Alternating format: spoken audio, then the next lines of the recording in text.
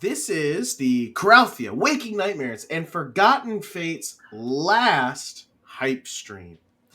We're chilling, we're hanging out with some of the artists. We are looking at some work that's being done on the pages. We're going to talk about the project, how happy, excited we are about the project, Guys, we're how fully funded. how it's fully funded, and Happy and excited. happy and Guys, excitement day. 119% funded. Yeah. Heck yeah.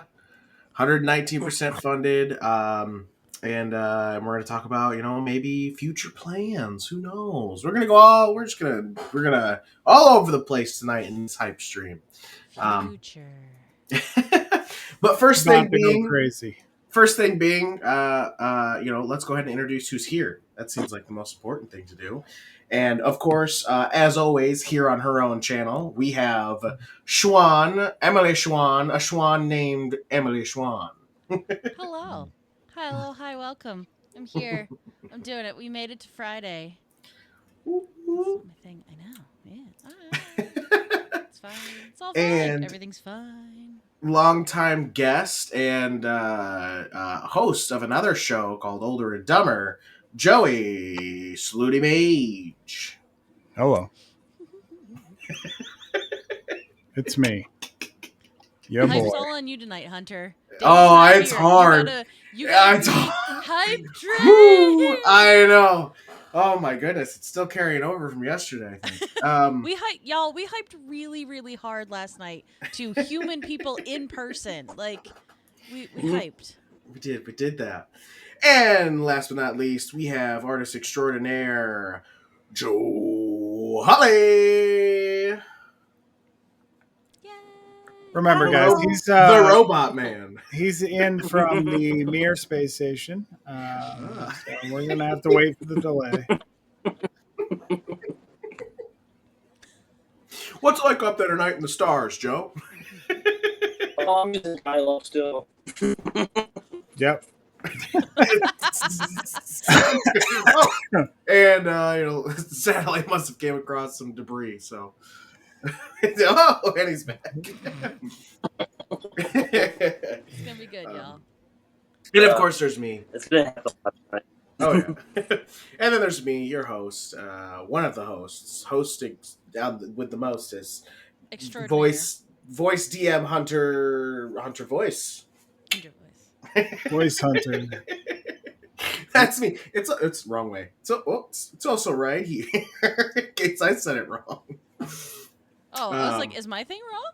I was like, no, my hands are wrong. They were on the wrong way. my hands are wrong. Oh man. All right. So first thing, guys, let's go over the campaign. Like Joey was saying, we are 119% funded, guys. Woo! Woo! Good train. Yay! I can't believe It hurt just saying it. Yeah. 119% funded. We currently have 2 stretch goals that we have hit, and we are on our way to the 3rd one. We're so close. So far, what we have unlocked is a Older and Doodle live reading stream of the book once the digital is available, and then we also unlocked 4 more additional pages in the book, which is character sheets with bios and all this cool stuff we're going to do. And then the 3rd goal, which we are on our way to, and apparently not being seen on the campaign screen, even though I'm pretty sure we updated that, didn't we, Joey? Me and you? I could be on the wrong screen. Just refresh. I think it's on just the story. Correct, yeah, because it wasn't a part of an update. You're almost there. Go back down. Okay, well, I just had to zoom out. Sorry. Oh, okay. There it is. And the stretch goal we are currently on our way to is an adventure for you set in the world of Coralthea, which, is going to be really, really fun. You'll be able to have your own adventure inside of...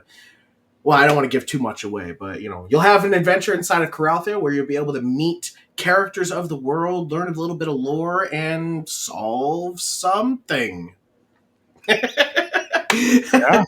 It'll be great. It's gonna be fun. And let's get there. Let's do that. Let's see if we can hit it tonight live. That would be super cool. That'd be We're crazy. only how That far would away go are we, crazy. Joey? $169. $169 nice dollars. Nice dollars. Yeah, let's get to the hyping. What are people working on? Well, Hunter, I want to hype you up first because I'd like Oh. you to talk about what's so special about that stretch goal that we're working towards. Why is that Oh. one extra special? Well, I hear that the creator and DM of Corral Fair will be writing it, which that's me. I will be writing the adventure for I will be writing the adventure that you guys will gain for the stretch goal. Everybody will be able to get it who is currently a backer, and yeah, so you'll be able to go through the world through me, I guess, or I'll take you. Who better to write an adventure than the one who knows the ins and outs? I think. Wrote the original. Yeah. You were there when the original lore was director. written. Yeah. Yeah, no bringing in a director for a new movie. It's all me. Yeah, so that's why it's special. And like I said, we'll be able to experience some of the world. There'll obviously be nods to the current campaign and characters, so be on the lookout for that, for little Easter eggs inside. And I think it'd be fun that when it comes out and people play it, that they can give me feedback and say how much, they were like, wow, super fun. So, what's that? That's the comments I want. Guys, Guys, in person. Oh, You can tell us. see? You can tell us who got kissed. Oh. I'll Wait, also Hunter, be putting is there dialogue. So, maybe. I'll put dialogue in. I want to hear people's voices for the NPCs. That would be really fun. That would actually probably be my most favorite thing, is to just hear people voice the NPCs. That would be fun. But yeah, that's our next stretch goal. We're almost there, guys. You're also going to get fantastic, more art inside of that as well. So if you like the art and the pitches and the stuff, there'll be more of that. Hopefully. We hope you like the art in it. I like the art in it. I do too. Almost choked a little. It's okay. It's okay to be emotional about this. We're off to a rough start. This feels right for us, honestly. People choking. More than right. Satellites out of place. So yeah, guys, I spilled cider all over my desk, man. Oh no. Oh no. It's all good. Well, what are we working on before Joey's computer explodes? Well, currently, right now, Hunter, I am posting in all of the places about our stream and about our Kickstarter. So that's what I'm working on right now. That's a good thing to be working on. Yeah, that's better than. That's a great thing. Yeah. The best thing, even. The thing. Done all the things. Posted it everywhere. Final push. Joey, what are you doing? I am working on a page. I just looked over at the screen. This is nice. I like this. I like this too. Very cool. You look very so cool. handsome. Oh, I do okay.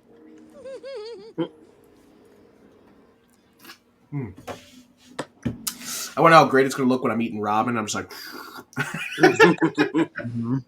I mean, people make a lot of money on Twitch and YouTube doing that. So mukbangs, baby. Yeah. Nice. Well, they just eat ramen on Twitch? Or just big piles of all different types of food. Yeah. Like Joey said, called mukbang. What the fuck am I doing here? New old summer content. Jesus Christ. If I didn't know I could make money doing that, I would just be sitting around eating all day in front of the camera. Joe, there's still time. Yeah. We don't want you to stop you from chasing your dreams. I've been doing it all wrong.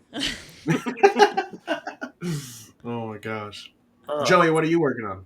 I'm working on page 8. Page 8. 8th of the page. Does that mean anything to anyone? No. But No. Means there was 7 other ones that you've done. it does mean that there was more pages that have already been done. At least Unless he works out of order, I would never do that. Who would do that? When we started by doing that. I do that. I say, in order, why would I do that? That sounds It does crazy. sound crazy. All right, let's see. If I switch over so you can see what I'm working on. Oh. Let's see. A hand. Ooh, okay. Oh, hands. Hands. Hey, you know this page. You know what's Yeah, super this exciting? was colored before. No. Oh, there it is. It was from the sketch. Gotcha. So colors gotcha. exist. Oh. But what's exciting is the sketch isn't exactly how the inks turned out. So things don't match. Even more exciting. Super Classic. exciting. Yep. But it's in a way like, yes, it is frustrating that I will have to resize and recolor. But what's nice is all of the colors are already set there for me. So I don't have to pick palettes. I can just color pick from what I've already done, and it should color pretty quickly. But Cool. I'm hitting the place that I always get to where my scanned inks are not as crisp and clean as I like them. So now I'm going back in and I'm cleaning everything up. I can't help myself. I see. So that's where I live right now. Cool. It's very Joey, exciting. do you I have don't your have. I don't have much to show yet, but Oh. He's not a shower. He's a Something drawer. He's a grower. Joe just said, grower. Is that where you were going, Hunter? let's see. Share screen. I'm on to you. I think I knew this. I see where you're going with that one. Oh my god. I see what you did there. You've heard of a metagamer? Oh, man.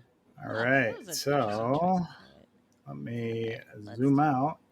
So I am Wow, boxes and those trapezoids and rectangles? many different shapes. Parallelogram. Oh, Romuluses, too? Romulans. No, Yep, the bad guys from Rombuluses. Star Trek. Romulus and And angles. Remus. And Wow. devils. Wow. Yeah, we're working on some silhouettes right now on this top panel. Oh, I know this page. I know that. Look at we get to draw happy little rah-rah. Don't worry about what's going on over here on the right.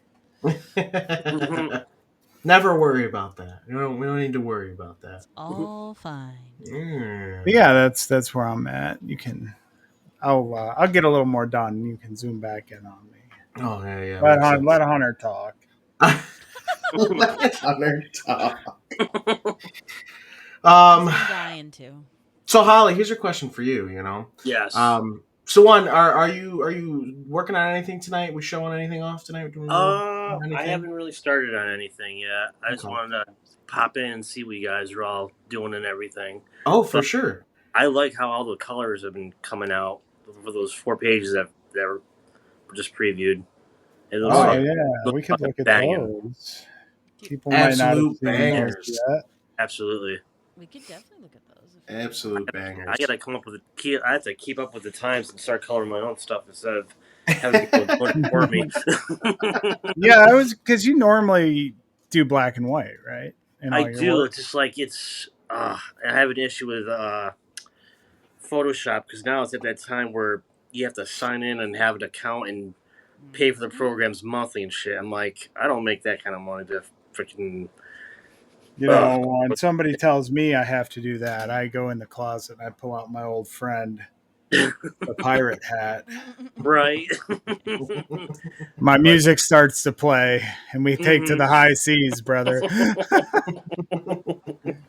Right. Yeah. But I'm working on it though. But this is the way that came out. It's freaking phenomenal. Yeah. Yeah. Yeah. How do you? Just exceed my expectations. Like, holy shit, that came out really good. Yeah, it's phenomenal. I mean, it's the use of color from changing the scenes were like on the bottom panels like went from night into like morning and stuff. I'm like, wow, that was really nice. Oh yeah. Yeah, that was pretty good. Very good. Yeah, I know mean- Hunter was watching me work on this one, and Mhm. I was sort of going through the process with him while I was doing it. Mhm. We were having a lot of fun with the panel with the two guys watching Keith walk by. Right. But he was like, "Are you going to put a background on that one?" And I was like, "No, I don't think so." He kind of left the panel open, so I think I'm just Yeah, going that to was let intentional. it breathe. That was intentional. Like I said, I like Capullo does that a lot with his panels. Yeah. That kind of rubbed off on me and everything. So, but you know, Is it weird for you, Joe, to have somebody else color it ever, or not at all. Like I it's my way of saying, hey, have fun with this. It's almost like a coloring book. So, I leave it up to them to see if they want to fuck around with it and stuff. Mhm. So it's the inking part. Like I've had people ink my own stuff, and like there's times where people that would ink my stuff, I'm like, I don't like the way this came out, so I just do my own inking and everything. So makes yeah, sense. Your inking is very distinct. So Yeah. Very, I very hated it good. at first, but once I get into a groove, I start getting into it more. Yeah. Yeah. Well, how did it feel to be man, what was the words I was about to say? I had it. It was on the tip of my tongue. I swear. I swear there was a question there. It was gonna had meat, it had bones to it. I was gonna Right. say, Just hi, fell Violet apart. Wolf. Hello, thank you for joining. Hello. Do you have any questions about the project or for the artists? Please put them in the chat, and we will see what they have to say about it. But okay, so I think I had what I wanted to talk about. Seeing it colored and also going through the process of doing Kate's story. I think there was a question I had asked a while ago, but I don't know if we had gotten an answer from you. I think it was only Joey and Swan at the time, potentially. Maybe, I don't remember now. But that does feel like a typical hype stream. Yeah. For Kate's story, did you yourself feel any sort of maybe like connection with the story? And do you think it helped you create the pages, or did you not connect at all and you were just like, meh, meh, meh? I mean, I just pictured the story in my head, like just like the way it was. I was reading it, I'm like, all right, I can see where this is, where I can take this, So, like the whole, like basically he's just a lone elf, just kind of just walked away from his path and stuff. So, but yeah, like I said, the more I kept reading it over and over again, I could kind of see all the pictures in my head coming up, and I just kind of just threw everything down. Yeah. If this Kate that you drew had Mhm. a theme song, what would it be? It was Tool. We talked about that. Sorry, I said that a little wrong. If you were to make a theme song. Oh, a theme song. Yeah. Oh man, what do you mean by that? Give me like a chorus, a chorus one-liner that you think would be in Kate's theme song. Yeah, this guy is putting you on the spot. Jeez, Yeah, you're putting me on the wow, spot, aren't yeah. you? Yeah, it doesn't have to be good. Use any beat you want. Just throw some words. Oh, you're putting me on the spot. I can't even like put it on. I can't even think of anything right now. Just I don't know. It'd probably just be dead silence. Nice. I like it. Throw it back at him. Crickets. I was gonna say, Yeah, it's just quiet. There's nothing else. quiet. It's just a theme song where you follow Kaith around in the shadows. There's no music. It's just like ambient sound, like some crickets, and the movement of grass. Yeah, and then he does something at the end, and then it does like the Law and Order. Dum-dum, Yeah. dum-dum. Lots of wind in the background. Let's scroll up a little bit, Swan. Yep. Dun dun.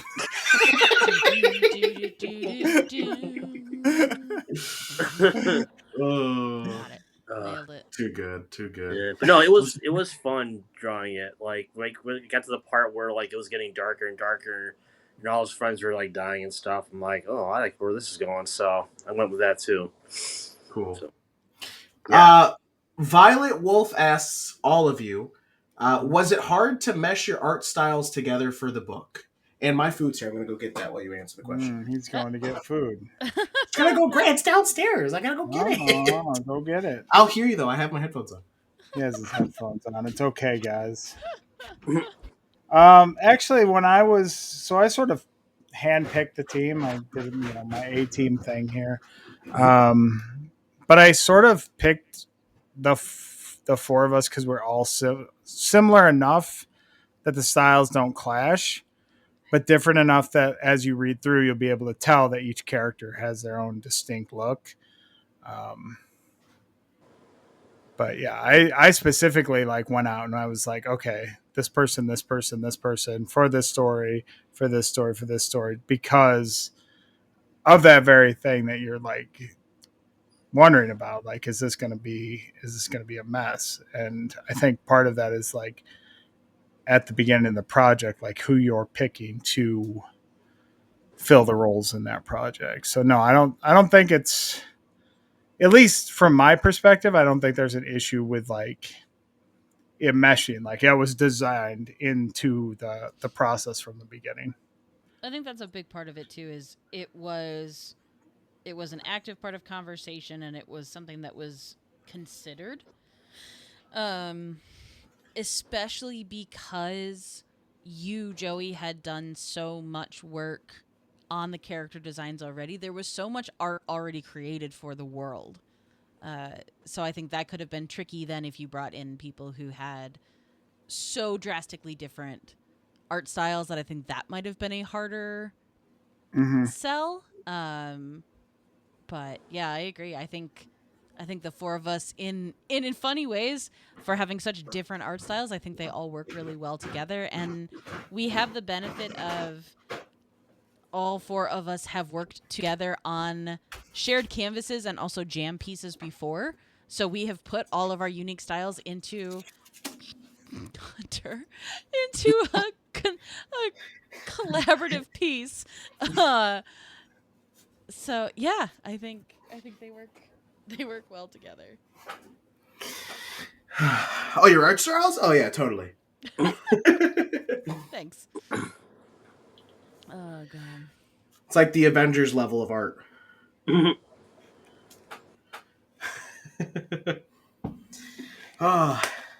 Any other questions in here from people? No? That's okay.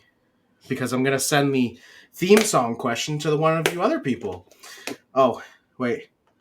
Oh, yeah. Also, was it hard to go off having the characters already designed? Did it make it hard, easy, difficult? Did you hate it? Did you love it? It's going to be one of you two. I had to figure out how to make the armor like newer, and as it got older, I had to talk to like Hunter, like, hey, what's Cave's armor gonna look like before everything happened? So I just kind of like just went my own way and just redesigned the armor when he first started out with. So yeah, I think, remember that. I think Joe's story, like out of all of them, crosses. Well, Rah Rah's does too. I had to redesign Rah Rah 3 times for this, but other than that, like Joe's story from outside artists, I guess Fizzy's does too, doesn't it? But we haven't seen enough from Jeff to really say. But between the two artists here, his spans an incredible amount of time, and you get to see like the development of the character throughout the story. There's a little bit of that like Runesbach history and lore in Kaith's, which is really cool. And allows for that different design. Because he loses some of his armor over the years, though, right? Correct. Yeah. I want him to start off with like a full like new set of armor and everything. So grows his hair out. Yeah. Yep. Picks up a few cloaks on the way. Yeah. Canonically has many cloaks for every color situation. Right. Because he couldn't possibly buy, I don't know, a collared shirt or a button up or a jacket, They didn't have American Outfitters back then.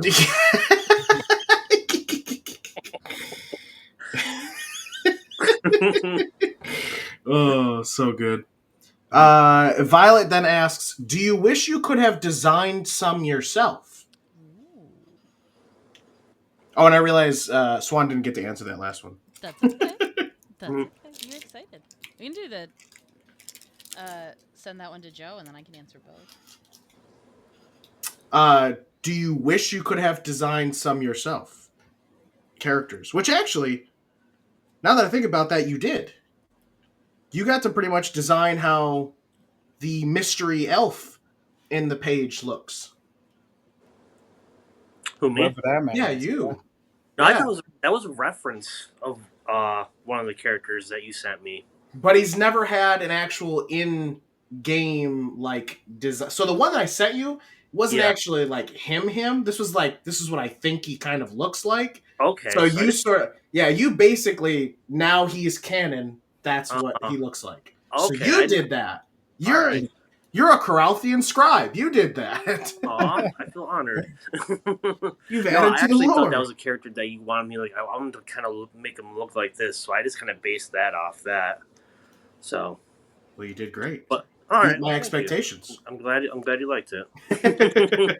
I loved it because the importance of who that is, and when I saw it on the page, just made me like, wow, so happy, so excited. You know what I was thinking? I was thinking about Randall Flagg when I did that character from Stephen King. Oh, yeah, So yeah. I was thinking about that. Like he's kind of like in the background. He didn't really have like a specific form or everything like that. So I had that in my mind when I was drawing that. He just sort of shows up in different books and Yeah. Who? What was it? Randall Flagg? Yeah, from Stephen King. He was like a reoccurring villain in all his books. He was in The Stand. He was in Eyes of the Dragon. He's in the Dark Tower series. Oh. Yeah. Joe, I feel bad. So many of the things you say to me that you know so much about, I know nothing about. And I'm just like, cool. And he just gets played by different people every time it's like live he has action. like different names too. Like sometimes he'll die, but he'll still come back somehow. That's really cool. But he travels through different worlds too, in a way. So yeah. Huh. That's really cool. I like that a lot. I totally understand that vibe too. Like for a while, I had a villain that I always put in every game with the same name. Mm-hmm. Yeah. So I get that. That's a vibe. But yeah, if you're looking for something that's sort of like dark fantasy, more than like the Gunslinger Dark Tower series is more of like a fantasy look, and you can sort of get into like see these sort of characters and how King does multiverse stuff and because many people forget he's known as like a master of horror, but he's a kind of a big sci-fi guy too. He really is. Yeah, I just finished that whole Dark Tower series this past year. Like, I've yet to start it. Yeah, I want to. It's long. It's a. The first 3 books are phenomenal. Then there's a couple that are just like, oh, this is dragging so on. But once you get to the last 2, I just kind of like breeze right through them. Yeah, the Gunslinger, I swear, took me like 3 hours to read. Right. Yeah. I think I blew through, what was it? Song of Susanna. Mm-hmm. That was a good one. And then the last one, just like, I don't know. Once I read the ending, I was like, holy shit. I'm like, I kind of like thought about my life all over again. Oh, man. But he's got other books that connect with it too. Like there's a couple characters that are, for instance, in Salem's Lot, a lot of those characters are in the Dark Tower too. So a lot of other books connect with the series. Yeah, because the tower is like the nexus for his. Yeah, it's the center of everything. His Bifrost. Right. Yeah. So Joe, for your other projects that you've done, sorry, I want to know. No, go ahead. For the other comics that you've made, were you the only one doing character designs, or were you working with somebody else who was making character designs as well? Who's this? You. Me? Yeah. No, mostly it was mostly my own stuff. I think. Well, actually, there was a book that I did with Jeremiah Fettinger, and in Rachel Persephone. We did a book a couple years ago called One In, One Out, and I think I did the majority of the character designs for that. So that was one, and But both in the stuff I've been doing, I was just basically my own stuff lately. Very cool. Yeah. Cool. So we can head those questions back to Swan here. Okay. Starting with the theme song theme song question. Wow. Oh my gosh.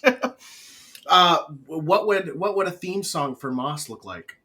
Or an It's gonna intro, be theme song intro. it's gonna be the Alone in the Woods from Frozen 2, where it's the 80s rock ballad and all the animals are running by her. Or it's Lost in the Woods. I think it's the actual term is Lost in the Woods. Okay. So that's I haven't seen Frozen 2 yet. I saw Frozen 1, not intentionally, but I saw it on a plane. Not intentionally. Twice. Would never. that's fair. I mean, Joe, I love you dearly. Not a movie that I would immediately think would be like, man, I'm excited to watch that. Right. Which is okay. The first one's fine.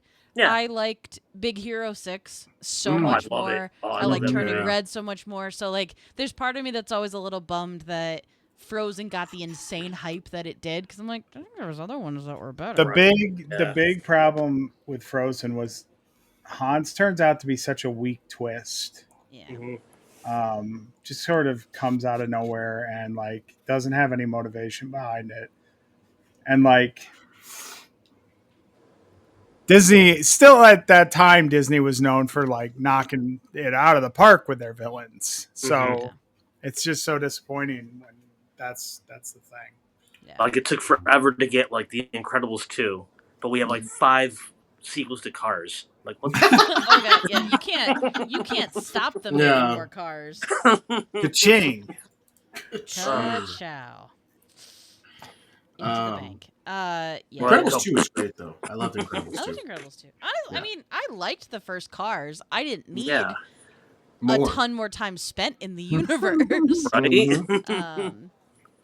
Yeah. No. But I think it's, and it obviously not the same studio, but it is really fun for me now how much like K-pop Demon Hunters is taking over, because I'm like, yeah, finally one that I think is deserving of like this hype and this praise and all of this stuff. And yeah, so that's exciting. All right. I heard it's getting a sequel, and I still haven't even seen it yet. I heard it's really good. 2. It's said to get 2 more movies. What? Holy shit! Yeah. They do it now. It's like the new Cars. Gosh, we can hope.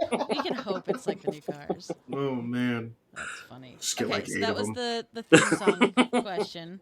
Yes. Next was it hard to go off the characters already being designed? No. Great answer. I saw you getting ready to leave. I had to. I just had to put my AC on. I know. It was too good. I had to. No, not at all. I like working with other designers. I like working. I do a lot of commission work and a lot of like graphic design for people where I'm building something for them from their ideas. So I like that challenge. When you asked about the styles as well, something I really, really like is that even though I was working off of Joey's designs and model sheets, it's still very much in my style. The characters look like I drew them, even though they are off of his designs. If I had to emulate his style as well, I think that would have been more challenging, just because we do draw differently enough. So if I was doing it in a way so that you couldn't tell which artist was working on it, I think it would have been more time consuming. But even then, I like it. And I think we talked about it before, because of the fun we had done with Older and Doodle before, where you had brought scenes to us and we had drawn them. I'd already spent time drawing Moss in my own style, kind of along this, so I was already familiar and used to using the reference. Mm-hmm. So it was a very sure. easy, it was a very easy slide into doing the actual comic. Do you wish you could design some of the other characters yourself, or want to design some characters? I mean, I got to design Muley, so I think I've peaked. Lydia. As I say, I got to do Lydia. No, and that's the fun part of, you have done a ton with the main characters, but the cool thing about telling a D&D story in an epic world like this is there's so many other characters. There's like you're talking with Keith's backstory. There's people from his past. There's townsfolk. There's all these other NPCs that you're going to interact with, and having a remarkable amount of space to get to put your own design spin on that is very fun. Yeah. I actually love it when you guys do the characters that don't have any art yet. It always makes me so happy because, actually, Swan, you'd asked me this question before on one of the older Doodle streams of, what was it? You're like, Hunter, how do you feel when someone draws brings the characters to life or whatever, and you haven't had any thought about what you want them to look like? Does it come out how you want? And I'm like, yeah, it does. Always does. More than expected. But yeah, no, big time. Next question from Violet. Violet, firing them off. I like it. Violet asks, what has been your guys' favorite part of this process? I always wanted to do a fantasy comic, so I think that was my favorite part about it. Oh, because I like that stuff. I mean, I liked D&D at the time when I was first started playing. I could never grasp it, but I liked how people like come up with these characters and design them and everything, and I thought that was really cool. So over the time, like, it's a fantasy based comic. I want to get into that stuff. So it was really fun to do that. Yeah. Dude, Joe is a walking green flag. Do you guys know that? Green flag. Absolute best. Always want him around. Every party. Oh, I love every party, every project, everything. Aw. I would use that guy as a character witness for sure. Thanks. I think that's part of it is for everything else we've ever all collaborated on with this group specifically. Like, we never get to work on extended projects together. Right. It's always been a jam piece. Yeah, it's always a jam piece where you work on one little piece and then it gets assembled and then which is still fun because there's a lot of preliminary stuff, but this is an actual ongoing. You see art updates, you get the different, kind of bouncing ideas, or even in this case, getting to see Joe's inks and then getting to color them and those parts is very cool. Joey? Yo. Would you like to answer the question? Sure. Fire him off, brother. Joey. What has been your favorite part of this process, Joey? Man, I don't know. It's been such a wild roller coaster ride all the way through with because we've been doing the business end of it too, like a lot of traveling around, a lot of organizing events, a lot of shaking babies and kissing hands. I do remember the babies and kissing them. I do remember that. I don't know. I think I'd be there with Hunter, just having conversations with people at shows where they've been super stoked on it, even if it hasn't turned out to something. Just the ability to share this project that we've been working on and have somebody else be excited about it. I think has been probably the coolest part. I do love hearing the excitement in people when we do talk about it, and they're like, whoa, wait, more? Can you tell me more? All this stuff. It definitely makes me really happy. I will say, I think my favorite part throughout this process so far was this week on Wednesday. We had a fellow streamer who we usually raid all the time. Swan was like, me? No, I was trying. I'm sorry, that was my thinking face. I was like, what day is it, and what do we do Wednesday? It's fine. I just got lost. A streamer that we raid very often on Wednesday nights after the live play, Zith, actually stopped in the middle of their stream, the middle of their game, and said, can one of you come over into our Discord and talk about the campaign on Twitch right now? And we were like, yeah, I'll come do it. So I got in their Discord. They had me on. It was like a little talk show. I felt like I was on, one of the many media meta TV shows right now, like the lives, and it was cool. I was like, "Hey, thank you for having me. You know, it's very good to be here. I'm a first timer." Long time um, listener, first time caller. right. So that was a lot of fun. That was cool. Got to talk about our project, and people were like, "Wow!" And so yeah, kind of like what Joey said, but the very specificness of going on that person's stream was fun. Violet also asks, "Are you guys going to make more than one comic with this storyline?" That's the idea, as That is Benny would say. that's definitely the idea. We definitely want to do more books. That's the idea, O'Connell. We I have would definitely been do it again for you guys. see, locked in, green flag. That's what I'm saying, man.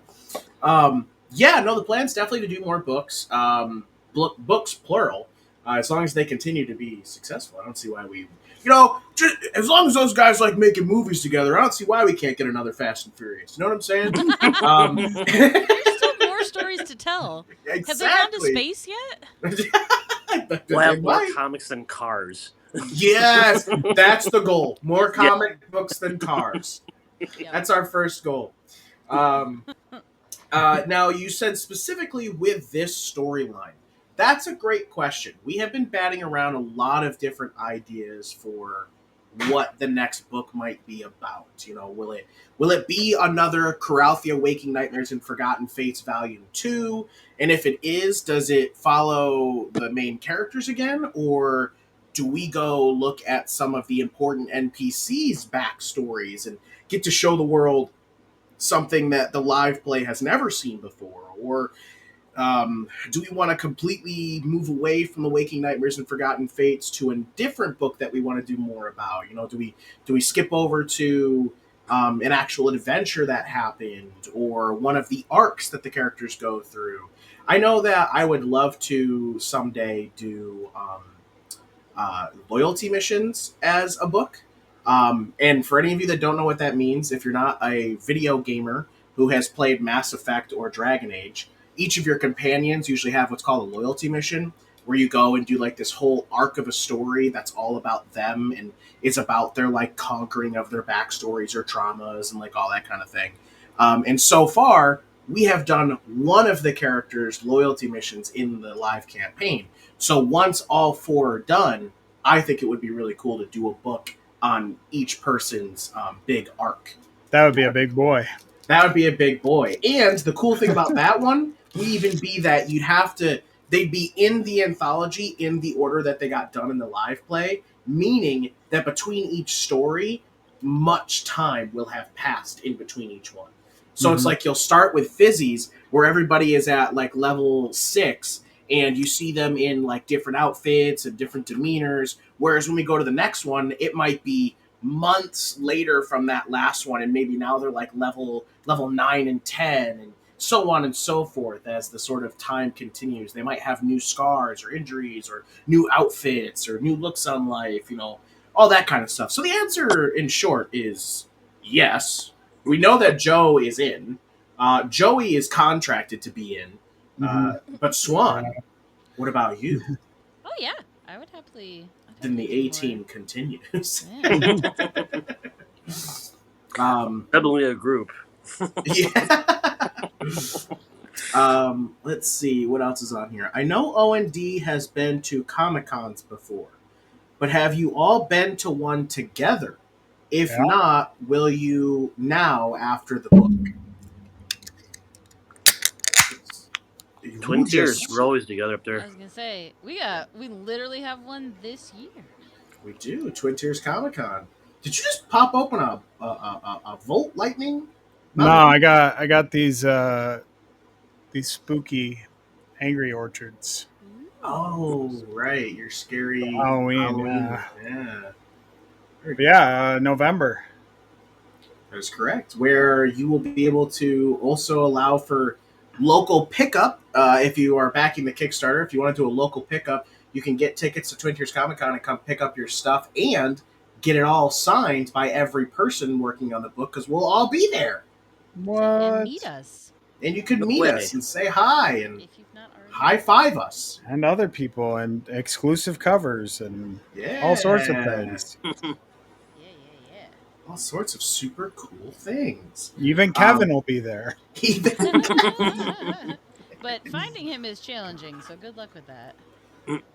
Yeah, he's hard like he's harder than the Pokemon scavenger hunt. I'm redeeming Save Your Work. So. Ooh, hey, what a good redeem. Hey, yeah, Joe, don't forget to save your work. I think it's funny along I've those got lines. a whole panel done. Because we've been doing shows together since, I mean, I started in 2011. Yeah, I think our first show at the Elks Lodge was around then. So yeah, like fall 2011. Yeah. Joe, when did you start doing local shows? I started doing it when they had them over at the Tioga Downs. River Road Expo. That was River Road. Yes, so that was like River 2012, 2013. I think it was 2012. Yeah, around that time. I was in my infancy. Yeah. We were just babies then. Yeah, I know, right? So, so that's funny. So, what, over 10 years that...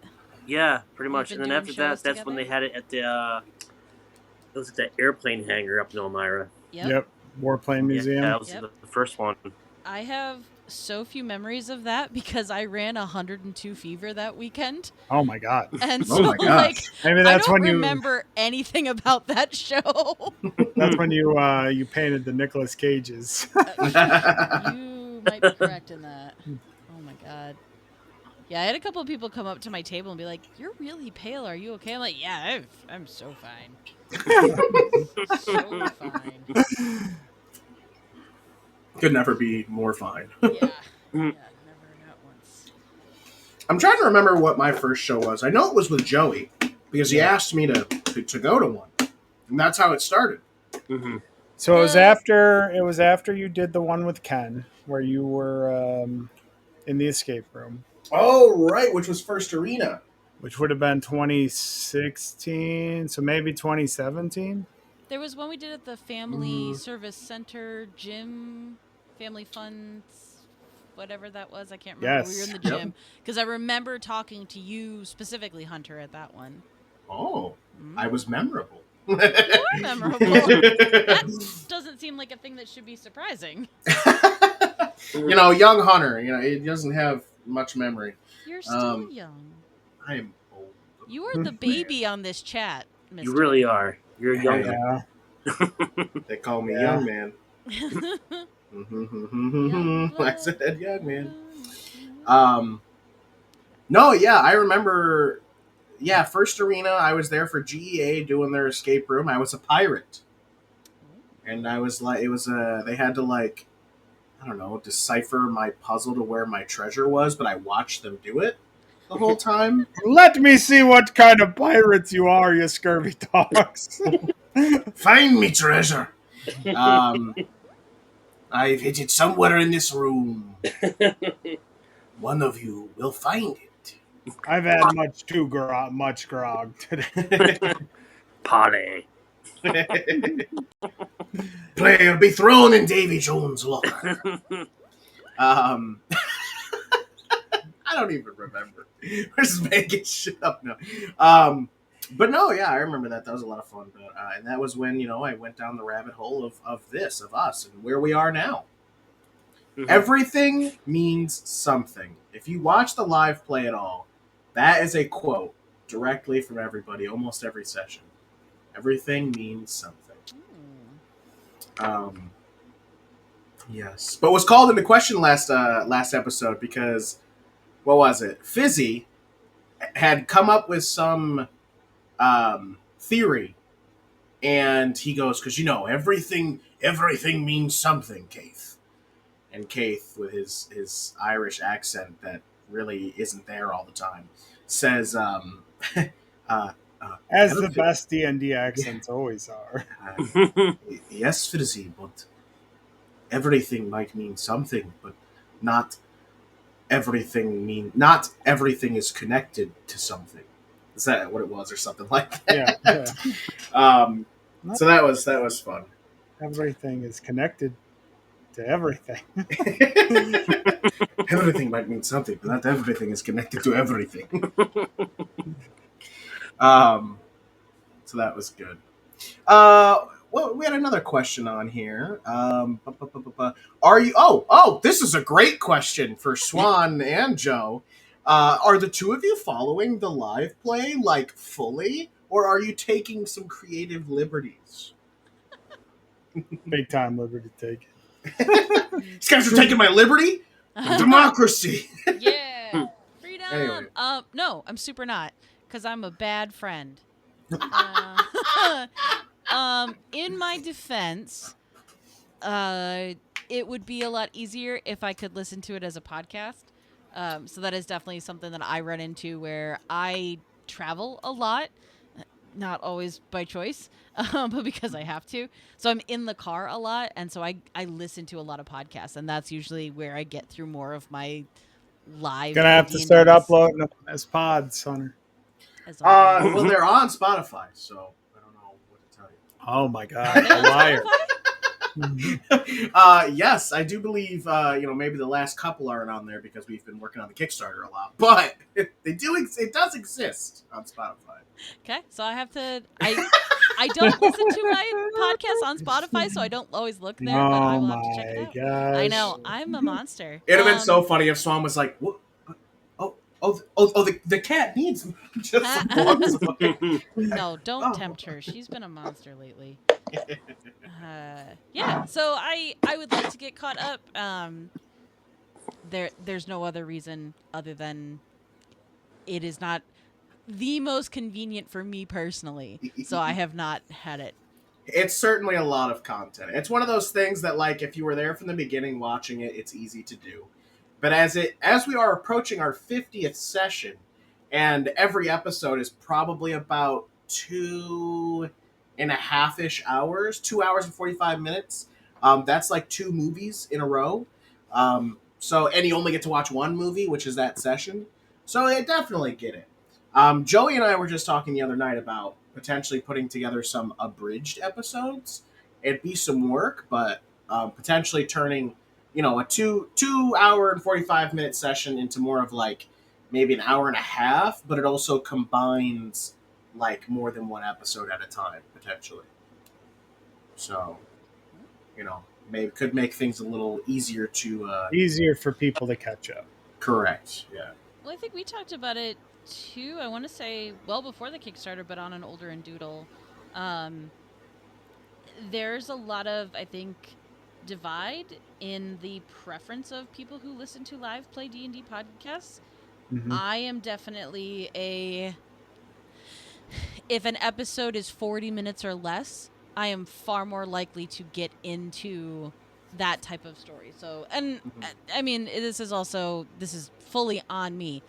I not only play in a bunch, but I make content of a bunch of them. Mm-hmm. And so catching up and listening to all of those is usually about my full amount of D&D that I listen to. So Yeah. I don't listen to Critical Role. I don't listen to Dimension 20. I don't listen to a lot of the other big ones because I just don't have the space for it right now. Yeah.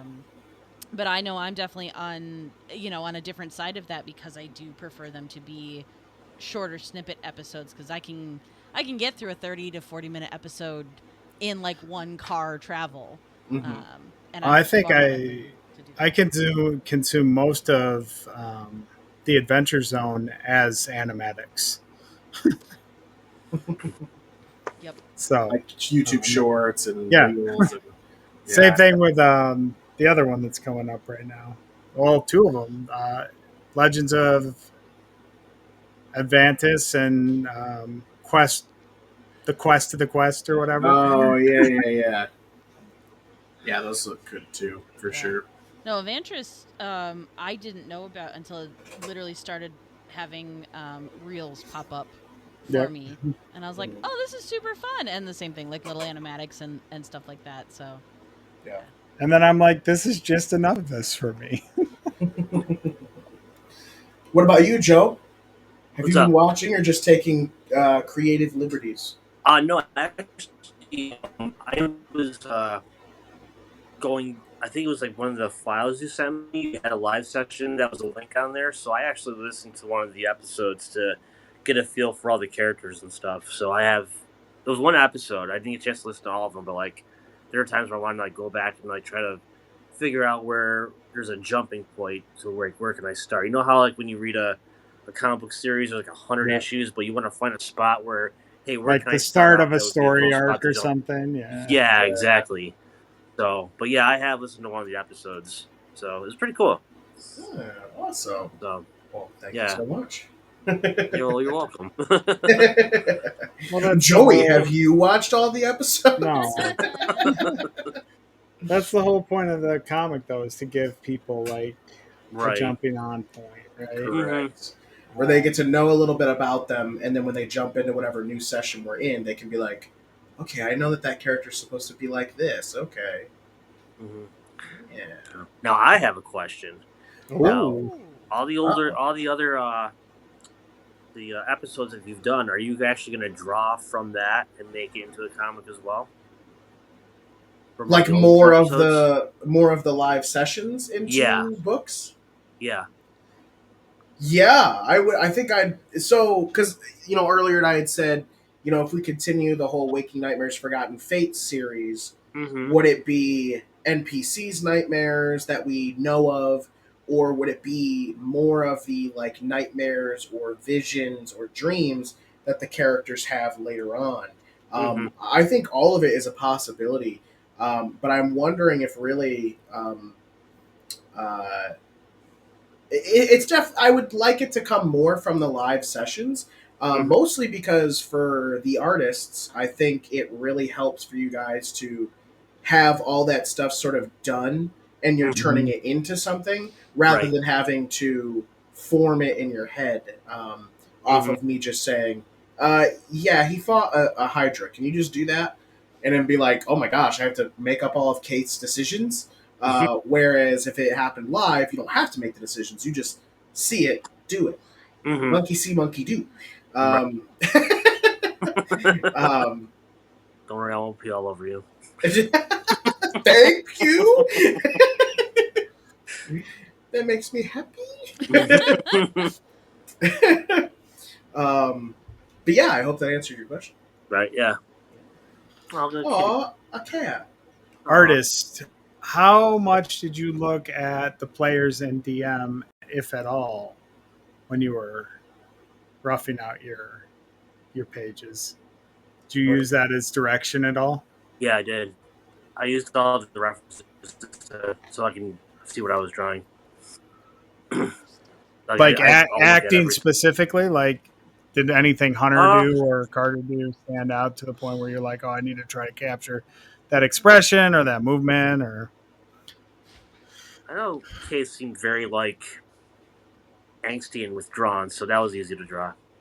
And Ra Ra, she seemed very happy, so I try to make her very outgoing and stuff. And Ma, she seemed very like just I don't know. What's that word I'm looking for? Not was drawn, but battered. I don't know. But like I said, I try to capture all the expressions of the characters from the references I was given. Yeah, So, definitely. yeah. It seems there was a cat catastrophe over at the Swan stream, so we can move on and come back, of course. Mm-hmm. And there's a question: have you guys accidentally, Joe? Have you accidentally deleted some of your work and had to remake it? he doesn't have to worry about that. But if I guess for you it would be more like the dog ate my homework or you spilt a coffee on it or something, right? Oh man, I made sure there was nothing near me that I was going to spill anything on. Nice. Joey, for you? I've definitely lost work in the past. Sounds like Joey. It's not usually. Sometimes it's an issue of like I didn't save it, or I lose files a lot because I'll like as I'm pulling reference and stuff before I save. I'll be pulling them to like my reference folder, and then I'll be working, and I'll save, and it'll save the file I'm working on to the reference folder instead of the art folder. Oh no. But that's that's easily recoverable. I've had computers crash though. I've had hard drives die. And then it's like you're trying to get in there and like salvage whatever you can. Like I lost my first. So when I was at AIP, I got mugged Oh, you on told my about birthday. Wait a minute. Why have I not heard this I story? think What? you've heard this story. If you You're tell it, I'll just, probably remember. but on my birthday, I got mugged, and he took my. I had nothing on me, so it. I'm lucky he probably didn't just shoot me in the street. But um, he took my bag with my economics How did he textbook mug in it. you? Was he like, give me all your art supplies. Do it. Yeah, Put it in the bag. came up. He's like, came up. Did he have a gun? Or What you got? Yeah, Oh he had shit! he had a gun to you, dog? That's scary. I don't think it was real, but he took my bag with my economics textbook, Okay. my car keys, and my Oh, flash drive with all of my portfolio up until that point at AIP. Oh oh man. And man. I only had like 30% of it backed up on my PC. Oh my Oh shit! gosh. Oh, that sucks, dude. It's one of those things where you just let him take everything and you go, but please, can I please have the hard drive? I don't Yeah, care. You right. can have The whatever crazy you want. thing is, I'll like, even give you my shoes. Just give me the hard he drive. didn't take like my wallet. He didn't take my cell phone. Man. Did you guys have? Did you guys use zip drives back then too? At the Oh yeah, time? yeah. It was like Yeah, a, I it had was like a, I had 50 of those things. it was like They're all a, worthless now too. yeah, because they're nothing. They're like 230 Yeah, meg. yeah. I still have a zip drive too. I thought Joey used to walk around with like floppy disks on with all of his stuff. And I did Oh, I at had a one couple point. floppy disks too. Oh my gosh. That's how we used to play our video games, Hunter, You back in guys the are day. Right. you Yeah. guys are old. God, the times have changed.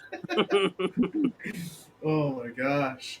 That's Um, wild. Joe had a similar experience, so I know he lost a whole sketchbook at one time. No, my car got broken into. They threw a Yeah. freaking 20-pound rock through my window and stole my bag and got my artwork in there and stuff.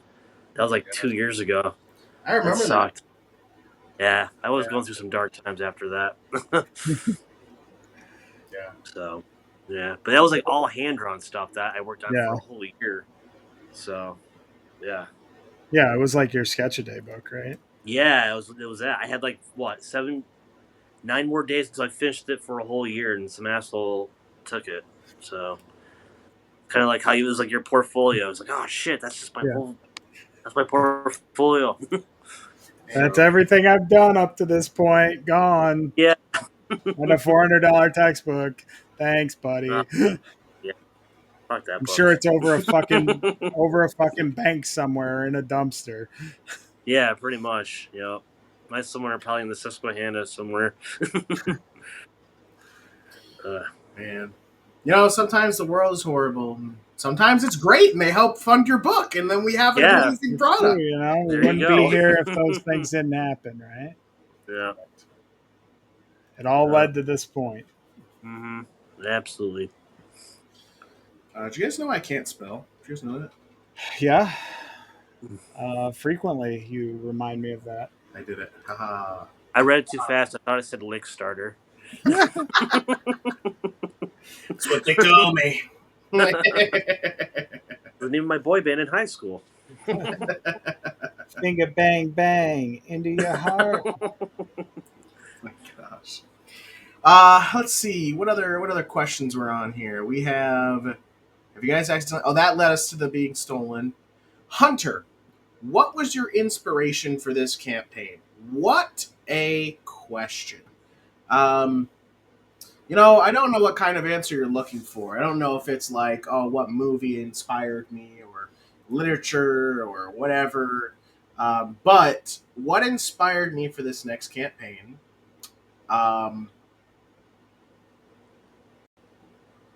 was the decisions of everybody for campaign 1. Uh, so, Coralthea Waking Nightmares is sorry, Coralthea Waking Fates, the live play. Um, this is based after the home campaign that we had, where we had played for years. And it finally came to the end, and their decisions that ended that campaign and how they affected the world drastically is what has created the new era we are in for Coralthea itself, which is why we are in Coralthea Waking Fates. And that big thing that happened at the end of campaign one was that one of the characters made a wish. They had found the wish spell, and the reason why they were trying to look for it is because they had been turned into a vampire and they wanted to be able to explore vampirism, and there was no way of really being able to find out how to do it or to know the process. So the best thing they could do was hunt for a wish spell. So a big portion of the campaign was them trying to find that alongside taking down the Shadowed Hand, who was a large villain organization for campaign one that was made up of vampires. So one and two have the MacGuffin and all the anyway. So they found the wish spell, and when they finally got it, it came down to that decision of how are you going to phrase this wish? Because however you say it, Hunter's going to try and spin it somehow. They were correct. um, was it get rid of all vampires, or make vampirism never exist, or whatever? It's so many different possibilities, and then thinking about, okay, Hunter, how could Hunter make this bad? How could Hunter use this to hurt us? And blah blah blah, those types of things. But in I the end, believe he said, "How can we do this without killing our friend and their family?" But that also, go ahead, um, tell it your way. in the end, the wish that they decided to make was that they wished to cure all curses, um, and curses and hexes and things of the like. That was their wish, was to cure all of those things.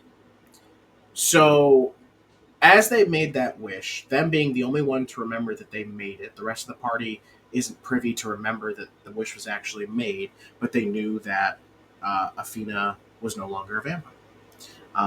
And she had told them, and whatever of what she wished for, but them actually knowing if it happened or not, they'll never know because they can't remember.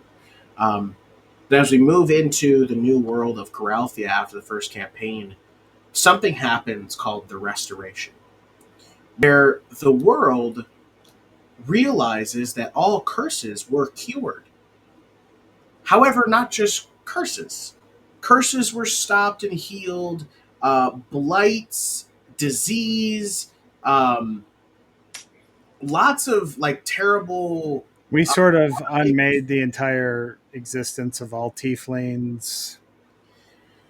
Many repercussions came from curing all curses, as curses tended to be attached to many things over thousands of years.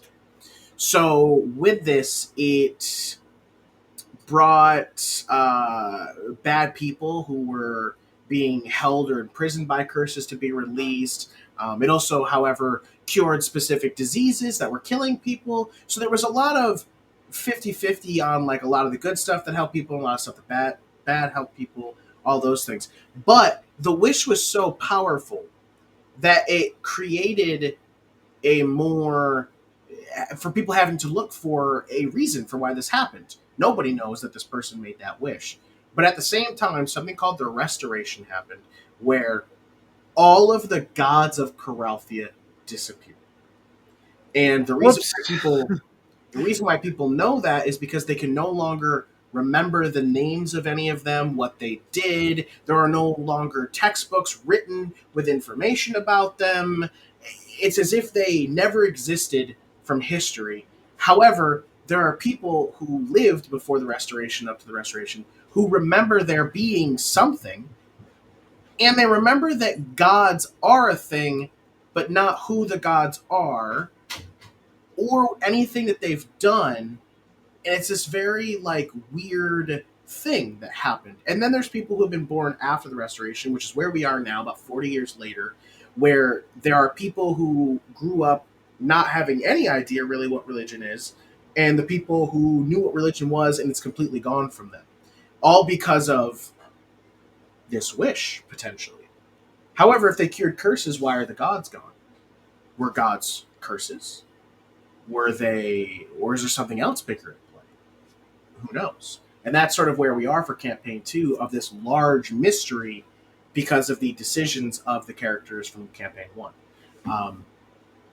Now, I will say I've pulled maybe references from different media to sort of decide how I want it to play out, but mostly that's the inspiration for this campaign, is the decisions of the players from the first one. Hopefully that answered. I thought that was cool. Oh, did you? Thank you for thinking that was very cool. We have another question from Violet, and that is what? Go ahead. I was about to read it. Oh, okay. Go ahead. You read it. Are those OG characters still alive, and have they been in this new campaign? Oh, that just popped up 4 seconds ago. I was reading above that. Oh. Are those OG characters still alive and been in this game? Characters from campaign 1 have not been seen in the live action, but they have been live play. Dang it. I like it. I like it. Have not been seen in the live play, but have been talked about and mentioned as the heroes of Coralthia. So there's definitely going deeper in the home campaign for that. Yeah, our home campaign that we're playing alongside of this have characters that are related to campaign 1 characters. So anyway, but yeah, they have been mentioned, but have not actually been seen in the live play yet. And then the question of, are they still alive? Very good percentage of them. Yeah. A good percentage of them are still alive, and a percentage of them are unknown. There's a couple of long-lived races there, so they're definitely hanging in. Correct. Many of them are older, much older now, and some of them have unknown endings because it has not been brought up, or their life after the end of campaign 1 was kept sort of close to the chest or a secret. So that's very interesting as well. However, if we were to say there's no confirmed deaths from the original campaign, no confirmed deaths, but that might not mean much. They could be, they could not be. It's very Schrodinger's cat situation kind of thing. Mm-hmm. And then another question from Violet here. Now that we have everyone back, Swan, are you good? You okay? Oh, I'm great. Did you survive the catastrophe? Yeah, it was real gross. I'm real sad, but it's fine. Oh, man. It's going to be okay, though. The kind of love that only cats can show. Yep. Nope. It's a perfect kind of love. Somebody had gone to the litter box and trailed some of that in here onto my desk and onto me, and so we had to clean some of that up. Oh boy. Mm-hmm. Well, artists, while we are sitting here really quick to give us some good news instead of the catastrophe news, we just went up to 120%, guys. Woo! We are even closer to make Hunter work. Make Hunter work. Yeah. Wow. We are even closer to the next stretch goal, guys. We are now sitting at 3611. We are, man, what's the math? What's the math there? Let me do the math. 39. We are 139 away, guys. Yeah. 139. We are so close to hitting that next stretch goal. Cooking. It would be really cool to see it happen live within the next 40 minutes. There's so many people who got their notification that it's ending. I can feel them listening to us right now in the universe, I'm reaching out to you all like a spirit bomb of Goku. Here I go. I'm reaching out. People of Namek, lend me your power. Lend me your power. Very cool. Very cool. Okay, so the next question was, what character is your favorite to draw? Who? Anyone can go first. Anyone. Well, I mean, I like drawing all of them. Very political answer there. Very Right. politician. I can't say I have a favorite. It's just like, just doing one, and actually, I like drawing characters that are a challenge for me. I think Rava was like my hardest character to draw because it was more of animals. They're kind of like all right, they're kind of tricky for me, but Rava was like a challenge for me. So nice. But I'm hoping I pulled it off pretty good. Yeah. Awesome. I mean, you did forget her ears there at one point. But. I did forget one year. I'm like, oh shoot, didn't want to forget that. It's okay. We got ahead of it. Yes, we did.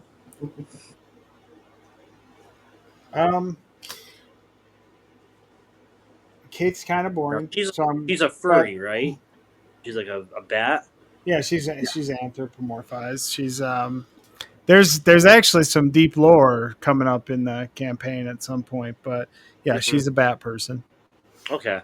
Cursed at birth. Oh, okay. To be such a bat. That'll be in the comics, so that'll tell her origin, right? Yep. No.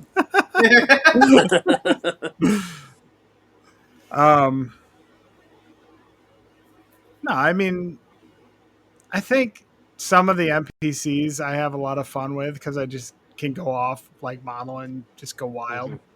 Mm-hmm. Like when we created, oh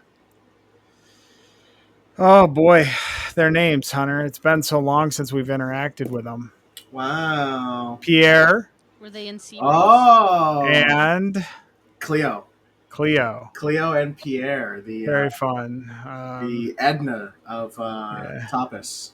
She's very much like Esma. Her design is very Esma-like from The Emperor's New Groove. And then Pierre is very like old school Gomez Adams, so he's just sort of like an egg-shaped man. Fun. Love that. But yeah, I like to sort of, and just hit Hunter with something unexpected when he's like, hey, I need you to draw the NPC for this thing. Like Mithros. I think he had a very different idea for Mithros. And then I'm like halfway through the design. I'm just like, he's just Jack Black, right? Yeah, I remember that. No, Mithros came out really good. I do love Mithros. Mithros has a lot to do with this campaign, and it's sad that one of the player characters don't like him. So they find his master suspicious. He's just too happy. He's too much of a happy guy. For someone who lost his wife and kid, he seems to be too happy. That's what Mo says. Clearly that means he's hiding something. Clearly. No, Mithros came out phenomenal. Always the NPCs come up great. Swan, what about you? Who's your favorite to draw? Muley. No, it's Moss. It's Moss. It's Moss and Sable. I love drawing them. Yeah. Especially the little designs you gave earlier today. Those were some cute sons of bitches right there. Right? Oh my God. I think one of those might become the pack in for the Kickstarter sticker. We'll just use, and then we'll use the Peeker as the regular sticker in the sticker pack. But we'll put some type on the other one and use that as the thank you sticker. Yeah. It's very, very cute stuff. Yeah, you guys are getting very spoiled back there. Very spoiled. Yeah, super, super excited. We also have another thing to announce very, very soon. Yes. Very exclusiveness. Very exclusive. Exclusivity is insane. Is it one where we want to talk about it I don't know tonight? yet. What are you feeling, Hunter? I didn't know if Joey was ready because he said that was a draft.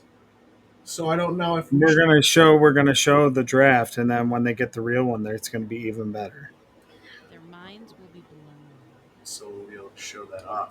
Yeah, let's see. Let's what do we got going on here? For everybody who's in chat right now, guys, I want to hear you say, "Show us what's behind that door," and we will show you the very, very exclusivity thing that we are talking about that you don't know what it is. Show me 3750. Yes, yes. You have to say that. Forget the door thing. You have to say, "Show me 3750," and we will show you the very exclusivity that is this thing we're talking about. In the meantime, uh, what's another one of these questions? Oh, we got one. Oh my goodness. Mark? This OG character. Oh, we said that one. What are your guys part of the art? What's your favorite part of the art process? Is it line work, coloring, sketching, etc.? Sketching. I think for me, it's definitely like the sketching. I think that's where my work has the most like energy, um, the most sort of gestural, sort of true look to what I want, and then it sort of gets bogged down with the rest. But it gets there. I do like playing with type, and I do like coloring and rendering. But my God, does it take forever? Yes. I think that's the part of it is I sketch really quickly, and like Joey said, it's got a ton of life, it's got a ton of energy. It's really really fun, and then I have to ink it, and then I have to color it, and I was like, and those take so long. Joe, what about you? Penciling. I always like penciling.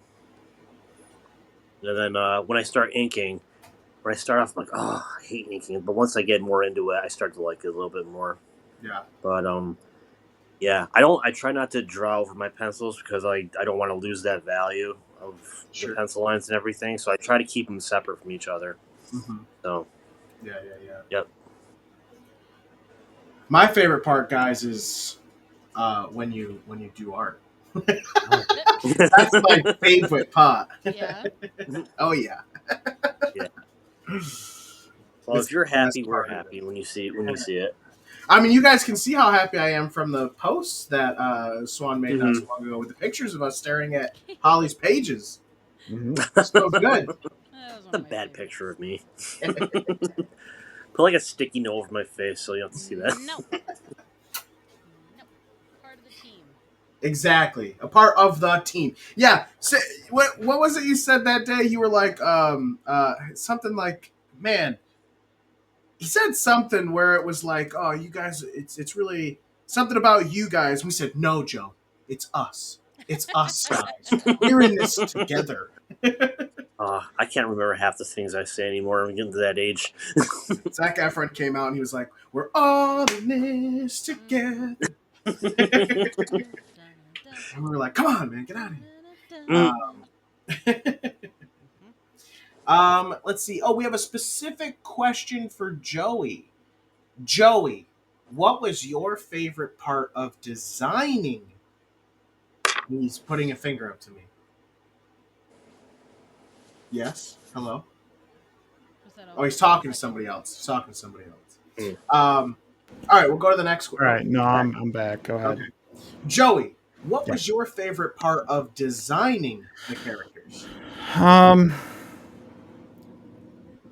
It's really just sort of like coming up with who they are through their look, right? So each person has to be distinct. Their look sort of has to tell the story of who they are. Just in the initial like first glance.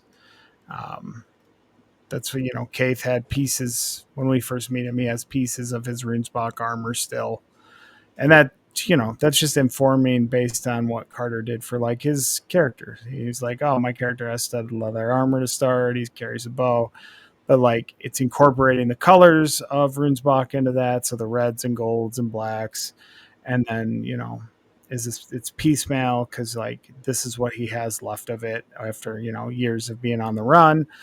Um, and you've got to leave it open too. Like these are the looks in this book are very much the characters like starting how we met them in the campaign. Um, so they all had to look a little rough.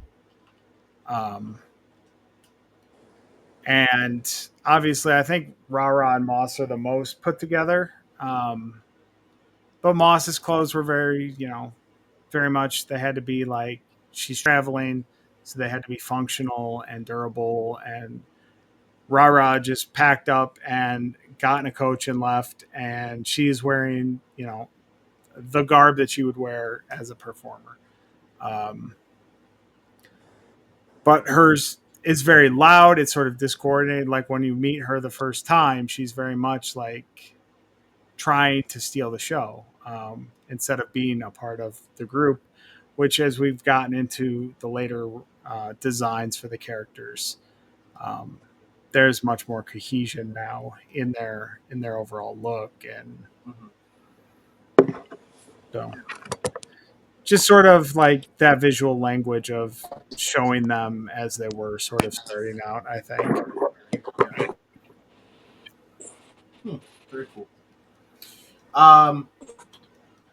Last question before we move on to this very exclusive look. We should have prepared the Xbox screens during Xbox showcases where they're like world premiere. Yeah, have a big countdown and everything. There might be one in the templates. Oh my gosh. Here we go. How much time does it take to finish a page? Violet asks. It depends if it's a good art day or a bad art day. No, we lost Joe. For me, if I really buckle down, I can do a page a day for sure. As long as like the line art, like each section. So the line art will take a day, the sketch will take a day, the colors and rendering will take a day. So like 3 days per page, really. But yeah, it's all based, and that's very much like industry standard. Like you're doing your part because we're doing all parts of the book ourselves. It's taking multiple days, but the standard is a page a day. So if I was the penciler only for my chapter, I could do 1 page per day and get that to the inker. The inker would do 1 page per day. Get it to the colorist would do 1 page per day. I think it also depends on the complexity of the page itself. Yep. So I know like this page that I'm working on now had a ton of detail, had a ton of texturing, had just a lot going on. So it took me longer to sketch, it took me longer to ink, it took me longer to color. If there's a big dialogue page, depending on if you're hand lettering it or not, like Joey said, since we're doing it all ourselves, those will take different amounts of time. But yeah, I think the other night when I inked, we'll say 3 pages to completion over the course of like 6 to 8 hours. And I only say that because I put movies on in the background and kind of tracked it as to. So that's once again, to Joey's point, it depends on if it's a good art day or a bad art day. Because sometimes I need music, sometimes I need movies, but that was nice because I was inking. I could be away from my computer, so I sat in the other room, I'd put a movie on. That's also a good timekeeper for me because when it gets to the end of the movie, it's a good time to get up. It's a good time to stretch. It's a good time to go to the bathroom, get a new drink. Like, there's a built-in stopping point that helps me take care of myself. And I will say, too, like, today, because I've been drawing so much the last couple of days, my shoulder is bothering me. I'm noticing, like, my hand's a little bit tight, so I'm moving slower just because I don't want to push that.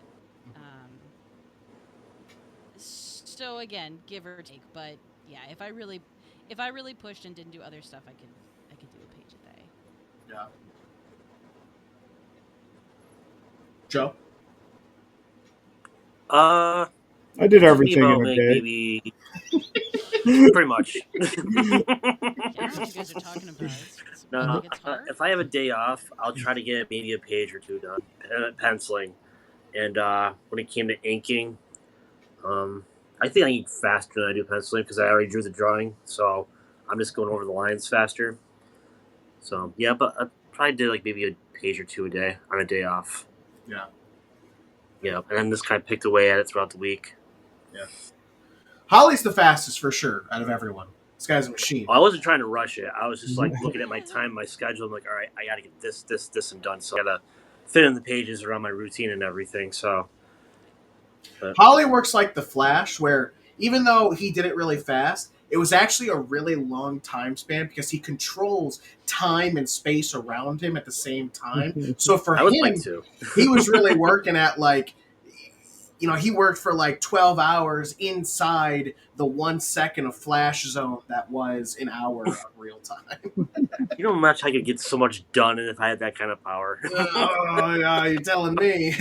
Oh yeah, time was definitely my enemy. So, So I think we can go ahead and do our exclusive look if everyone's excited for that. Yeah. Very I think we're very excited for that. Who is going to announce this and talk about it? You. You, of course. Me. Why would it be us? Of course. Why? Why would it be any of you? We had nothing to do with this. Yeah. All right, let me save this to my computer. Also, then I had a moment. I was like, "Are we talking about the same thing? Maybe we're not. Maybe it's not a thing that I had anything to do with. I don't know." T2C. Okay. That's what we're talking about. Okay. Then yeah, I had a small amount. Oh, I might have so had a thing to do with that.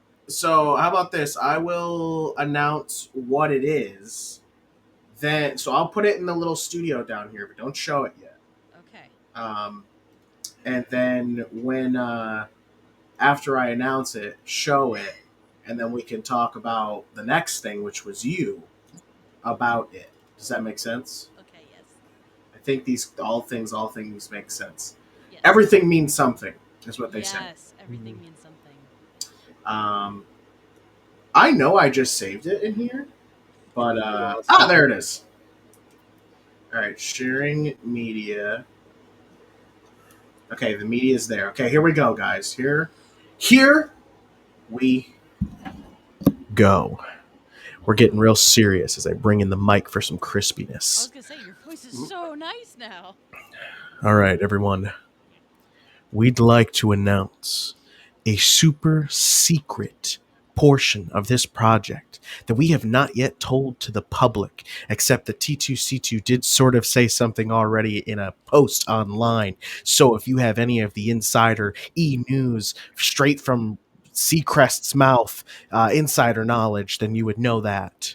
But tonight, as a world premiere, on the Swan named Emily's Twitch, we will reveal to you a very secret project. We went ahead and gathered one man. Mm-hmm. We gathered him. To do something only 4 other artists have done. Mm-hmm. And that is make a variant cover for Coralthea, Waking Nightmares and Forgotten Fates. Now, I know what you're saying. Hunter, another variant cover? How am I going to keep collecting all of these? Well, guess what, fan? If you want to collect all of them, you have to become a super fan and head on down to Twin Tiers Comic Con 2025, November 15th and 16th this year, very soon, coming up. Mm-hmm. In order to gain the exclusive T2C2 variant cover of Coralthea, Waking Nightmares and Forgotten Fates, done by award-winning Cartoonist. thank you. Joey says a thing I can never remember. graphic novelist. Thank you. I wanted to say comic artist. Anyway, All of those things. award-winning cartoonist, graphic novelist, and downright awesome dude and lover of Mass Effect, which also makes him high in my book, and another walking green flag, the one, the only, Ethan Young.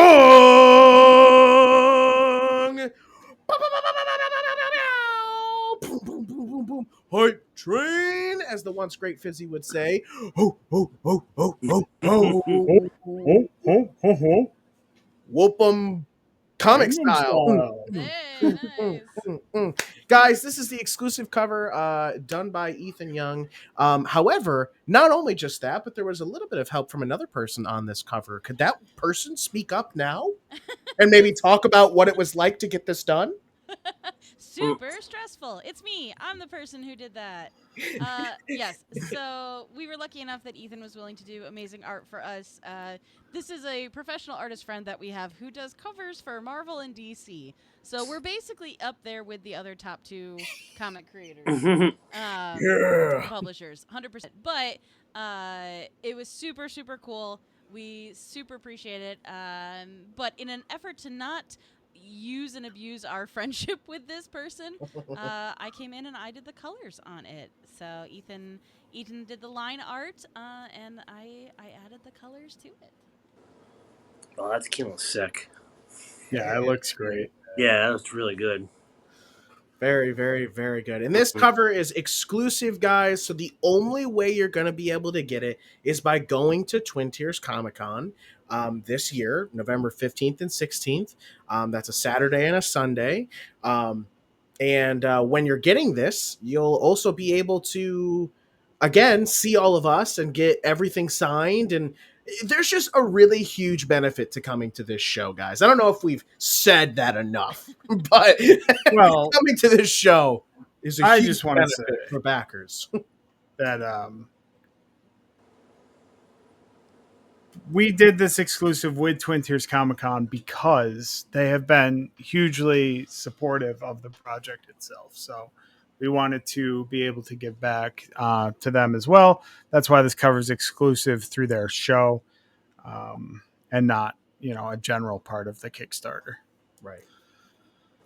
Yeah, like Joey said, Twin Tiers Comic Con has been a show that all of us have come to very much love and be a part of, and is sort of our family reunion every year. So it has a very special place in our heart. And Kevin's a really good guy. Mm-hmm. Yeah, it makes it easy. But yeah, it's a show that's very important to us, and it is very much community-centered show, which is very, very cool. Oh, yeah. It's exciting. Very, very exciting. Very, very exciting. Very... Thunderbolts and lightning. Yeah, Very frightening. I'm going with that. Exciting, not frightening.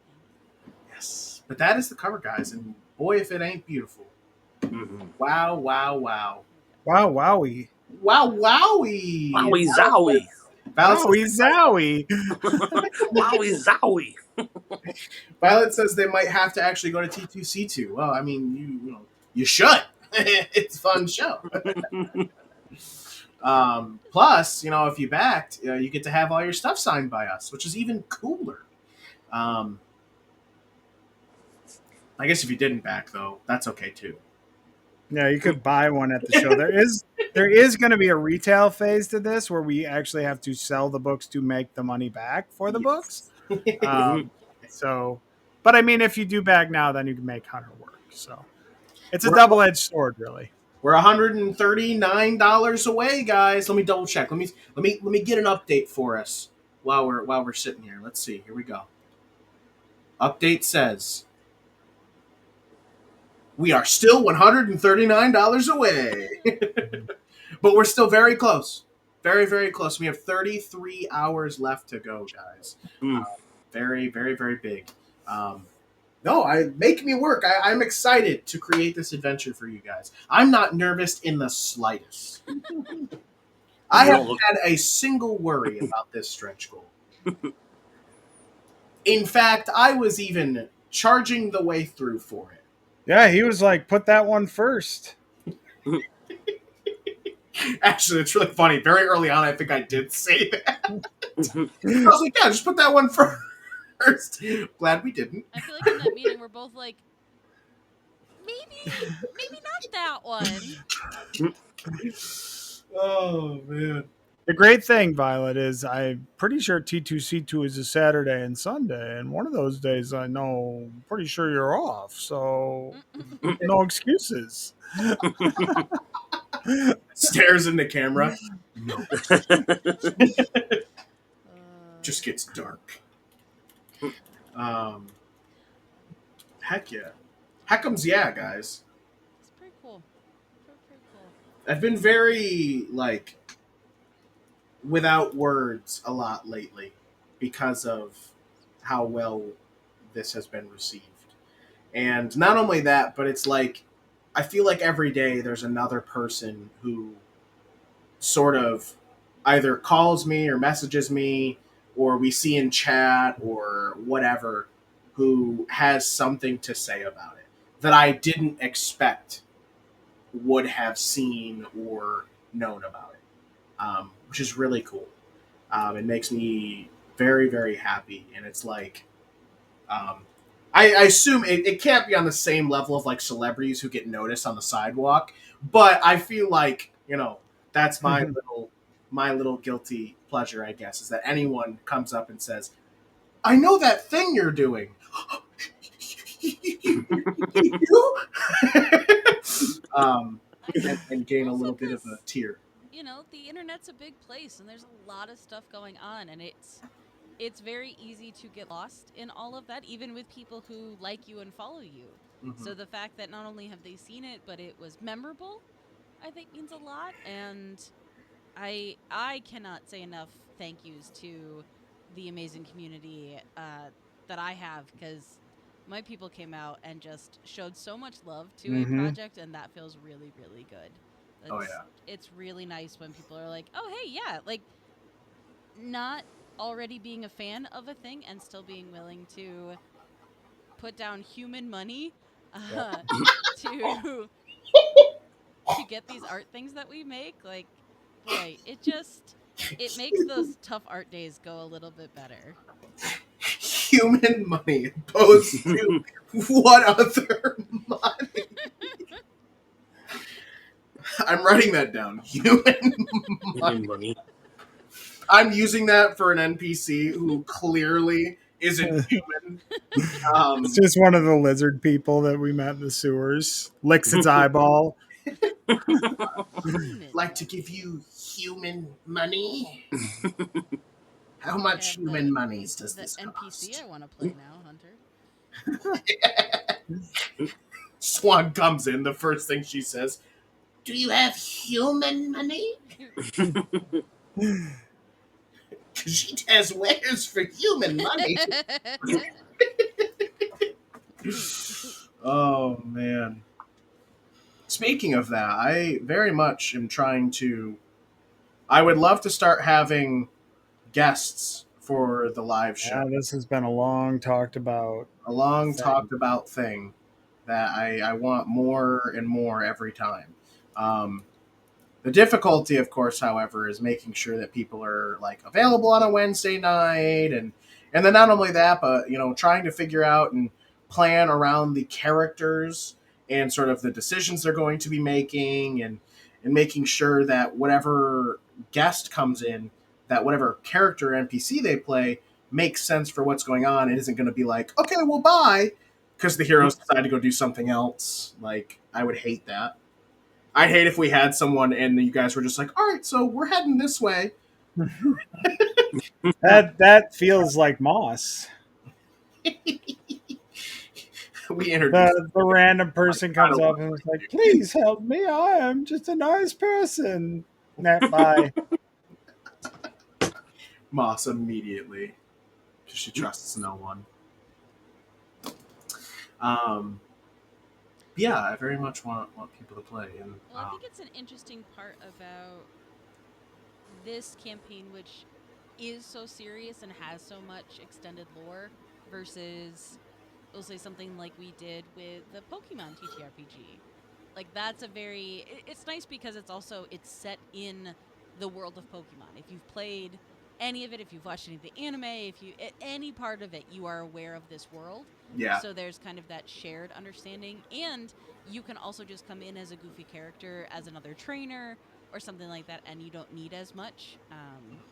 But that's also very much the type of game that is, and it's why I like playing a lot of different types of D&D, because that's a fun, goofy, where we still had incredibly tender and impressive moments, but a lot of it's just silly hijinks.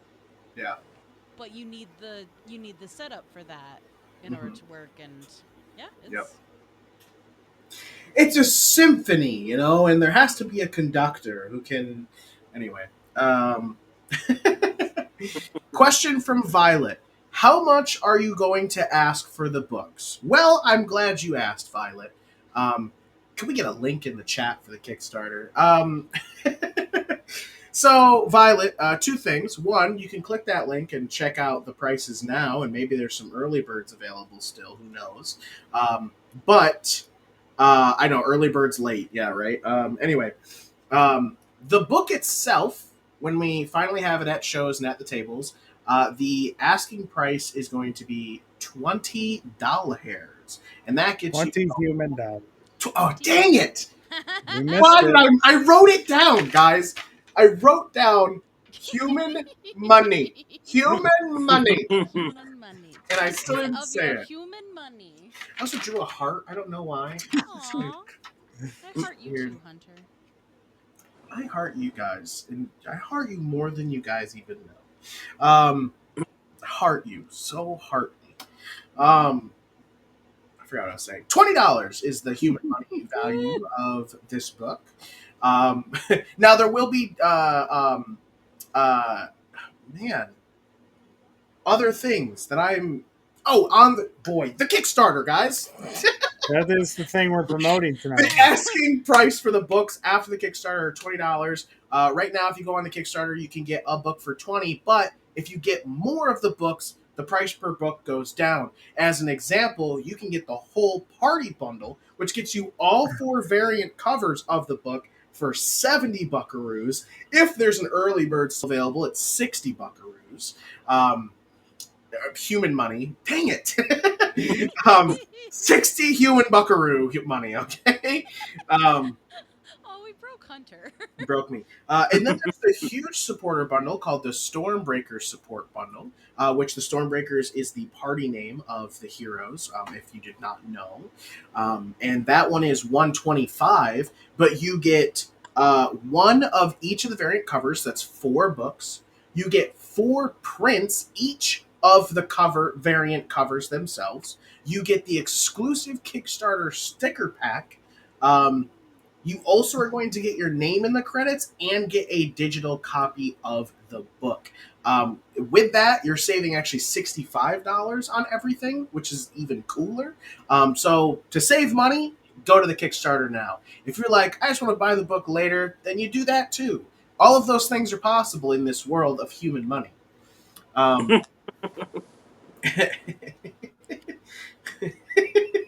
Anyway, but I hope that answered your question, Violet, that it's 20 human monies. Or you can click the Kickstarter now and go get one for 20 human monies or less if you do a bundle. If you want custom art too, I think there's still 1 or 2 custom arts things available. That is correct. There are actually, for those of you who don't know, original art pages available as well from the great Joe Holly and Emily Swan. So if you were hoping for an actual original page to have, a one-of-a-kind collectible no one else will have, no reprints, nothing, you do that. And sketches. And sketch cards are an option, so they are as well. Which actually, I could probably find those and give you human money values. I have to go to the right tab to do that. Okay, here we go, everybody. If you are looking for a sketch card and book from a specific artist, you would be looking at 100 human monies. That gets you the book of that artist and a 6x4 Yep. 6x4 4 by 4x6 4x6 sketch card as well from that artist of any of the 4 characters you would like. And then that's from any artist. It's 100 human monies, and then the original art and book of that artist is 150 human monies. All great values and one of a kind collectibles and very limited. Yes, So, all those things. Yeah. How many pages did you end up with, Joe? What's that? You ended up with how many pages? 8. You're very quiet, Eight Swan, human pages. Oh, am since I? your catastrophe. Great. I love that for me. 8 pages. Well, wait, aren't you at 9 pages now, Joe? Well, I'm working on 9 right now. I haven't And- started the ninth page yet. But it will be Oh, more. but it will be. Give It will me be. more. Better or oh wow, is that better or worse? I think that. Better. Okay. I think so. It's loud for me. Okay. Cool. Yay. Yes, there. Yeah, definitely better. Definitely better. Okay. Cool. Yay. Yeah, I had to turn my headphones up, but I didn't want it to be picked up on my microphone, so I was like going back and forth here. Yeah. So, are there any pages that you're not offering, Joe? Are you? They're all up for grabs. Yeah. This man Yep. handed us the stack, and he was like, "Go I'm to town." giving you the stash. All except for the one I want. Yeah. Hunter does get dibs. I feel like you did put in a bit of work to get. Hey, I feel like it's more your project than it is mine. I'm just glad to be part of it. It's our project, Joe. I dare you. I will drive to your house. I'm modest. That's how I am. Oh man. How did you guys decide who does which page? Page or story? Story might have been the question. Possibly. Let's answer that. Joey, how did we decide who got which character? Well, seeing as this is my guilty pleasure passion project, Mm-hmm. I drew my character. But no, we had Moss do a couple of Moss. We had Swan. You are Moss now, Swan. You are Moss now. We had Swan do a couple of streams with us where she had already drawn Moss, so we were confident in giving her the Moss chapter. It was really looking at sort of the body of work and the style of each artist. Like, I knew Jeff's definitely the most cartoony of all of us, so I knew he was going to fit well for Fizzy, who's sort of a short, plucky King. Rankin Bass style character. And then Joe for Case seemed like a good fit because he's always got sort of like a dark, heavy ink horror vibe to his stuff, and it really felt like it would fit the somber tone of Keith. Yeah. Yeah, 100%. Yeah. I think when we had first said, like, when Joey was like, Hunter, I think we should do this thing. And I was like, all right, who do you think we should get for artists? Already knowing he was going to say, well, Swan for Moss. I was like, yeah, no duh. We really need to go over that one. And then he was like, I really want to get Jeff in it because he did the intro for us. And I think, to continue that sort of relationship would be amazing. Plus, I love the cartoon work and I think it's great for Fizzy. And I was like, oh shit, you kind of right, dog. I said it just like that. And then the question came, okay, well, who's going to do Keith? Because nobody likes him. And I sort of this moment where we thought for a second, and both at the exact same time said, Joe Holly. And it was just like an instant connection. And it's crazy that we did, and we're so happy that we chose Joe for Keith because Keith has never seen so much love as a character. And it just, like, wow. Like, he almost doesn't deserve it. But wow, if it isn't absolutely the vision of Keith. I will give him love.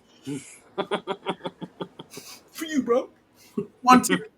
Well, I feel like with something like that, with that dark and brooding character, and obviously, part of it is us being silly and joking about it. Like, it could be so easy to not take it seriously and have it be more sarcastic or just not taken with the weight and gravitas. And I think that's a cool thing about what your art brings is there is that brutality to it, there is that heaviness, that weight to it, and how you tell those stories. There's so much punch in your art to go along with the story that it makes it feel real and important. Yeah, and all joking aside, like Kate's actual backstory is dark. So It's no picnic. I knew the horror artist would probably be the best fit for it. So Violet, to answer your question, Violet says, okay, so each artist is doing a character story. Yes, the answer is yes. Each artist is doing is doing a story based on each of the characters. And each story was to be anywhere between 6 and 8 pages. And both Joey and Joe did extra credit on their homework and did more pages than that. But yes, each person is doing a story based on an actual live event that happened during the live play. So yeah, and it's gaining even more knowledge about those events than you would actually get from the session itself too. Um, it's it's just so great. that's the that's the other thing. But no, the yeah, it's all based on actual live events that happened during the game. And if you watched it, on the sessions, the actual show, you got it in one way. This book is going to open up a whole nother way of seeing those two sessions played out and being able to have both at the same time. Like if you listen along while you are reading, like you'll just gain such a bigger experience of the lore and the world of Corelthia and the game, which is fantastic. How many pages is the book going to be itself? I believe we came to a final count yesterday, and the final count is 52 pages, Oh which wow! is quite a few more than our original plan. But that's okay because we love you guys and we love bringing more content. But yes, 52. 52 is where we landed on the final count. Right, Jay? yes, Because he did the math yesterday. It's, you know, perfect on the math. We got an even 50 backers. That's really cool. Yeah. An even 5-0. Um, that's the sound of the whoop, whoop. um, yeah. So that yes, that's the that'll be the book Violet. And yeah, and there's like I said, there's 5 different variant covers. So each book will have the same stuff in it, but each book has a different cover. So you can either support your favorite artist or support all the artists by getting all the books. And there's a lot of collectible options with this product. Do you Well, want to do you want to take them through? I guess you should share it, but do you want to take them through some of the other pages? We showed Joe's and then we ah, moved off of it. Um, oh, I'm dying. The up, update. Let's try that again. Yeah, let me pull up the old update pageroonie. There we go. One of these buttons is what I need. There we go. Alrighty, it's up. Whenever you're ready. Very exciting, Violet. Very exciting.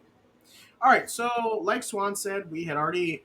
I'm gonna pull this microphone in for a crisp voice presentation narration for this because I'm gonna read through these, like read through. I'm gonna give you guys a live reading exclusive right now for these pages and what to sort of expect for our live reading, maybe. Um, So first we'll touch on Case really quick again. I know we sort of looked at it already, but we'll sort of go deeper by reading the stuff here. So Kate's page here, all pencils and inks done by Joe Hawley and colors done by Joey Schichtel. Kate's journey is haunted by ghosts of his past. Through fire, darkness, and the first rays of dawn, his page offers glimpses into Coralthia's history. Framed by a striking trio of silhouette panels, Joe and Joey's warm to cool to warm color transitions guide your eyes effortlessly through the sequence, creating a page that feels like a complete story all on its own. But who is this mysterious elf speaking to Kate? Well, can I zoom? How do I? Oh, I do that. I do that. Oh, guys, if you didn't know, the shortcut key for zooming in on a web page is Control Mouse Wheel. Um, Let's go ahead and look at this page, though. So we start off with Keith sort of outside of a castle wall, it looks like, and he's sort of by himself and alone and begins to hear or see a sort of recollection of a memory of this mysterious elven man holding on to his shoulder. And he says, with this maniacal laugh, you didn't stop it. You didn't stop me. You did nothing. And Kate sort of wallowing in that sort of mindset of why couldn't I be better? Why couldn't I do more? And you watch as he sort of walks away from this life he's only ever known, and moving from nighttime, passing strangers, and coming on to a new dawn. You know, what does this mean for Kate? Is this what is this backstory? Where does he come from? Why does he have so much trauma? You know, you'll have to find out by reading the book. Um, but it really does give us a very deep look into his character that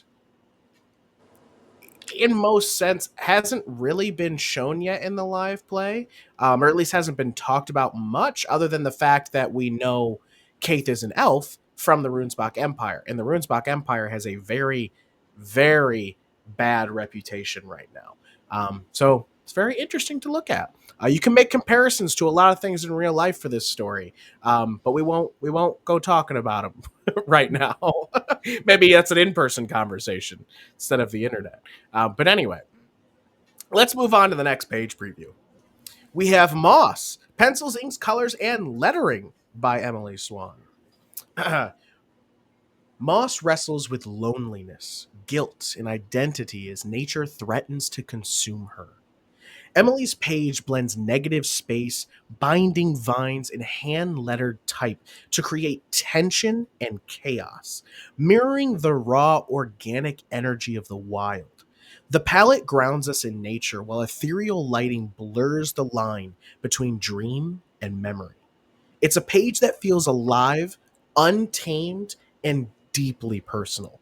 And for those of you who have existed on planet Earth, Yeah. I have to. Somebody that went to AIP wrote that. For those of you who existed on planet Earth here, I feel a lot of people are going to connect with this page with Moss, because a lot of us do feel this way. And I have actually had a couple people already be like, I saw this update and that really connects me. And anyway, so let's continue here. We have the first top portion of this page where Moss is being grabbed by these vines and tree roots, all these things, and you see these large, bold words of "You're too naive."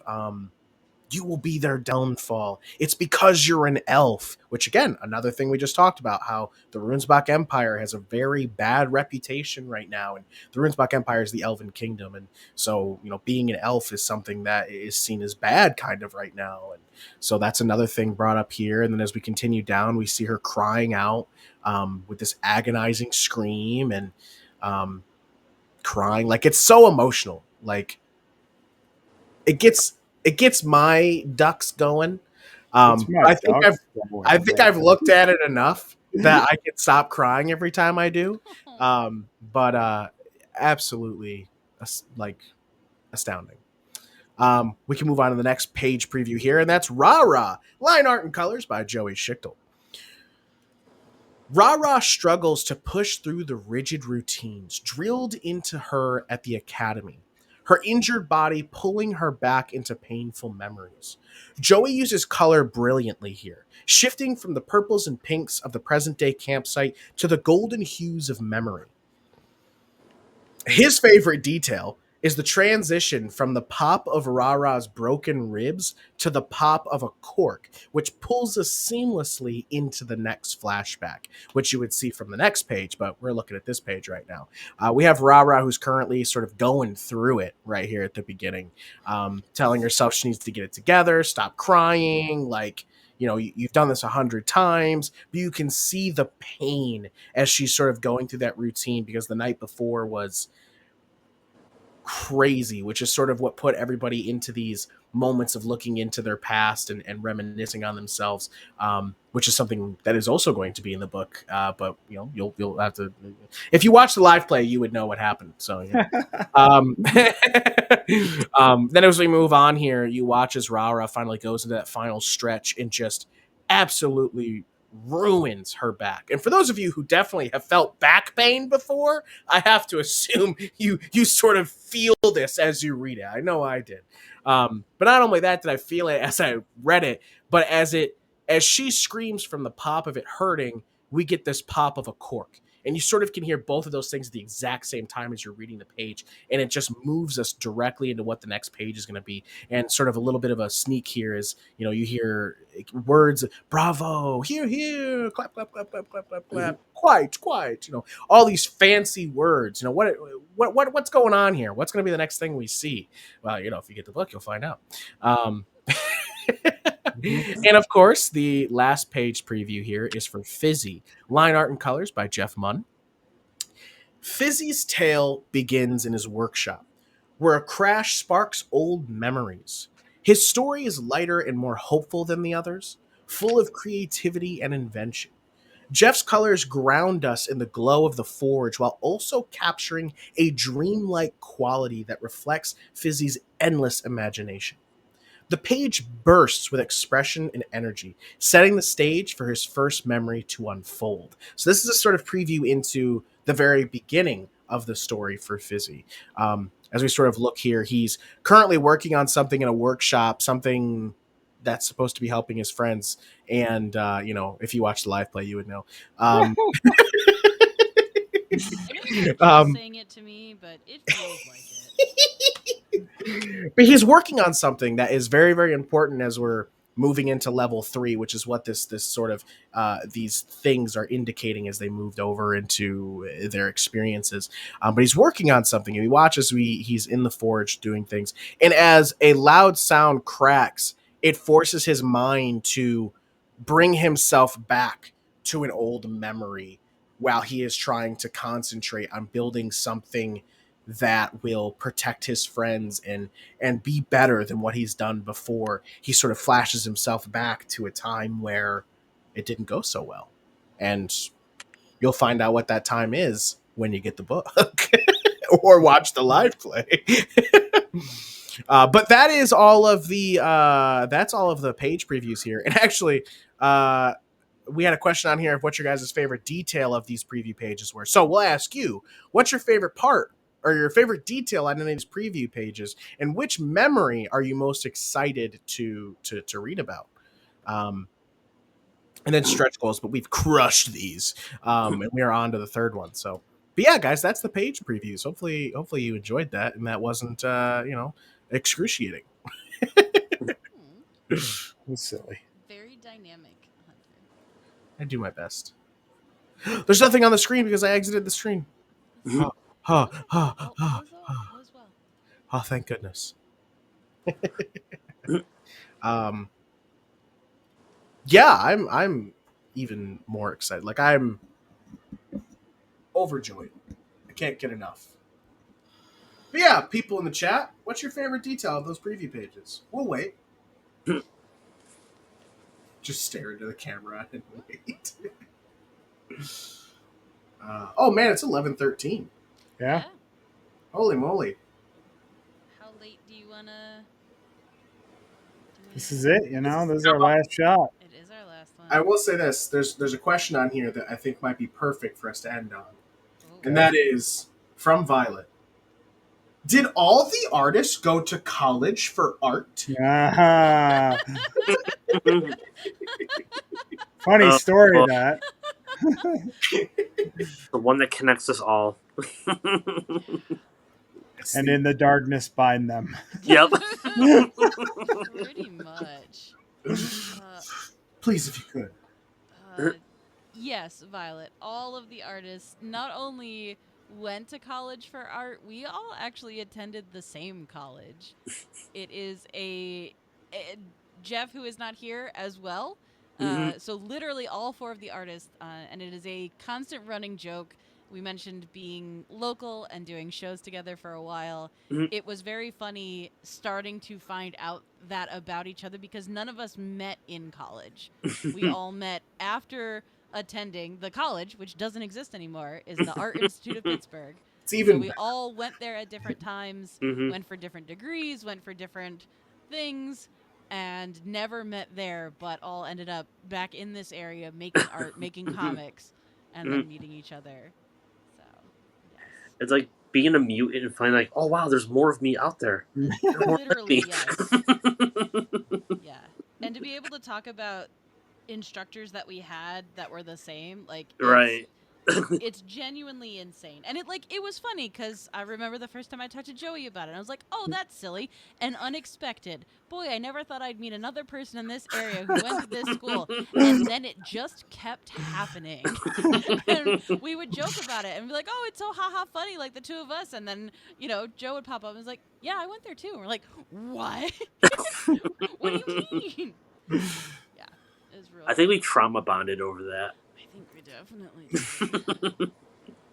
I will say, and it's the thing I always say whenever I have anybody ask me about going to college and stuff like that. For me, in my art, in that point in my life, I needed the structure of school.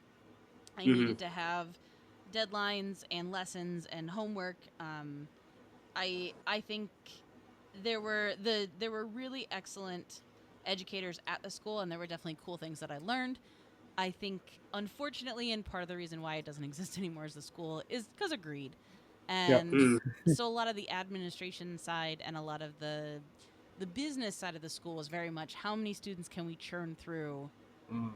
as fast as Mhm. we can. And in a perfect world, getting you in, getting you trained, getting you up and ready to become a part of a company and do that with skill set that'll get you hired, the faster the better. Like streamlining it away from, having to go through 2 years of introductory classes or a lot of your gen eds that you already took in high school or this, that, and the other Mhm. thing. Like there were a lot of positive possibilities with that, but what I think it ended up meaning for myself and so many of my friends is you push so hard nonstop year round and you come out of it a little bit broken Mhm. and a little bit burnt out and unfortunately the state of the art world is tricky, and I think while there were some great setups for things that could have gotten us jobs in the industry and a lot of my friends did, there was also a lot of boy did we miss some really important stuff that would have been helpful, and without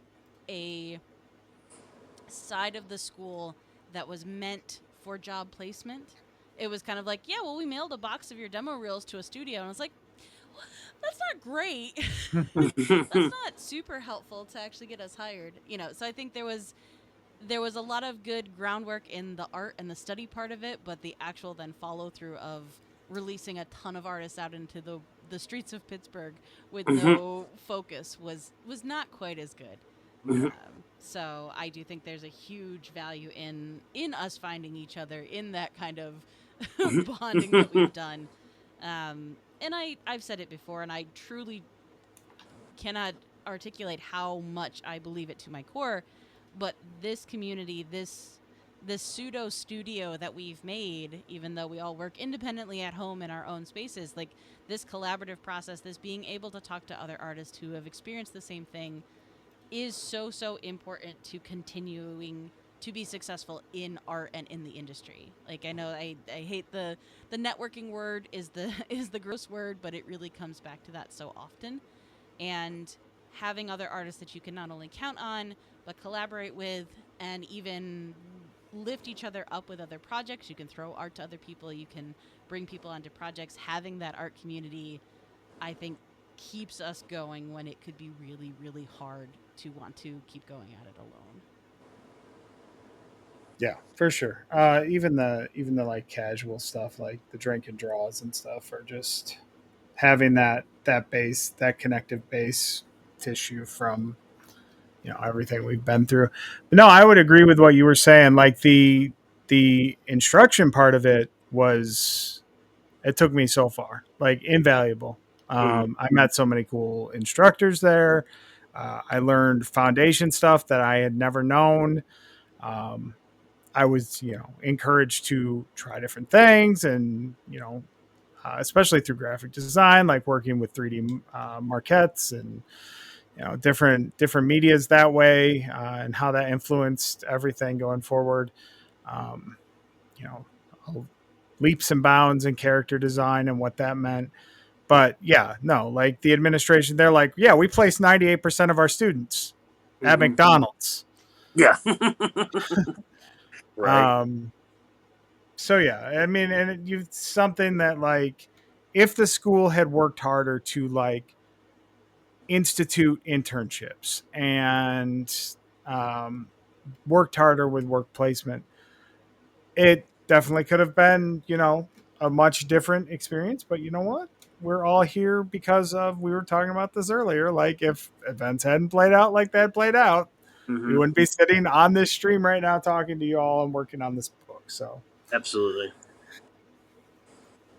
And I never want to look back at time and energy spent in art as a waste of time or invaluable. And it's, I didn't realize when I went to school that comics were actually what I wanted to do. I really thought I wanted to do animation, and so it was important. I think, I was not brave enough at 18.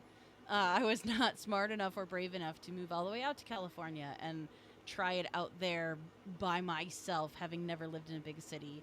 And so the closeness of Pittsburgh, the accessibility of all of that, and the way that school and system was set up, it gave me an opportunity to actually, in a way, not fail out of art school as fast as I might have if I had jumped into a bigger program or a bigger school. So I got to learn the fundamentals and actually you're improve as an artist. You're not stuck in a Cal Art style. So that's also true. Yeah. No, I think Cal like Arts the entire fucking industry right now. Yeah, they would have eaten me up, chewed me up, and spit me out. Mm. And I don't know. I don't know that I would have kept doing art if I had gone through that. Because I wasn't good when I started. I wasn't. I was also, again, I was 18. I started school the summer, like, was it 2.5 weeks after I graduated high school? I started college, and I graduated before I turned 21. I was a child. Like, I didn't know anything. So, yeah. And I, a lot of the art friends that I have from those years are some of my closest friends now, and people I still make art with consistently. Yeah. I'll also say, shameless plug for me. If you ever want to hear stories on that, watch pretty much any episode of Doodle Crew. We talked about it on a lot of episodes. There's been multiple AI episodes. So. Yep. Not AI, but AIP. There's definitely more AIP people in Doodle Crew than not, I think. And all of the interview series that we did, which is its own playlist over on my YouTube, a lot of them were questions about AIP if you did go. So that was fun. That was my initial, okay, so out of everyone, did you go there or no? Are you one of the weirdos who did? Dude, I just got an idea. You guys should make a podcast called We Are AI Artists. But it says AI, and then it's got like a little parentheses with a P. So and people will be like, "Oh, I have to listen to this." Blah, blah. Oh, that's not AI. the Art Institute logo it does say AI. Like we could just Oh, yoink That's that why right we out. like when we're talking about it, we always say AI because that's all it Yeah. ever was to us. That would be such a wild podcast. Well, and it's crazy to me. Not only the number of people that I know from the school and still like have connections with and stuff, but just the much like meeting everyone on this chat, like the number of people you just randomly meet who also went. They're like the connections to it are more far-reaching than I could have ever anticipated. Nice.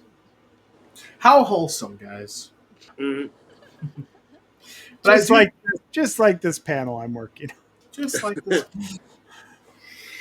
But yeah, I think that brings us to the end. Then I think we're all in agreement that brings us to the end of this old hype stream, the old last hype stream for Coralthea Waking Nightmares of Forgotten Fate. So as we exit here, I would like to start off by saying again, thank you all so much for your support.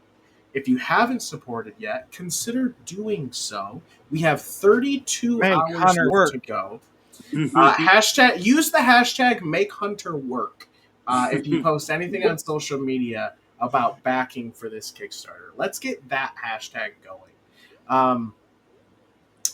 But for real though, we've got 32 hours left to go. We're $139 left from our next stretch goal, so we're really close. It's definitely possible. It's within reach. And tonight we had some amazing artists with us, and we will start with the one and only a swan named Emily, the purveyor of this Twitch channel.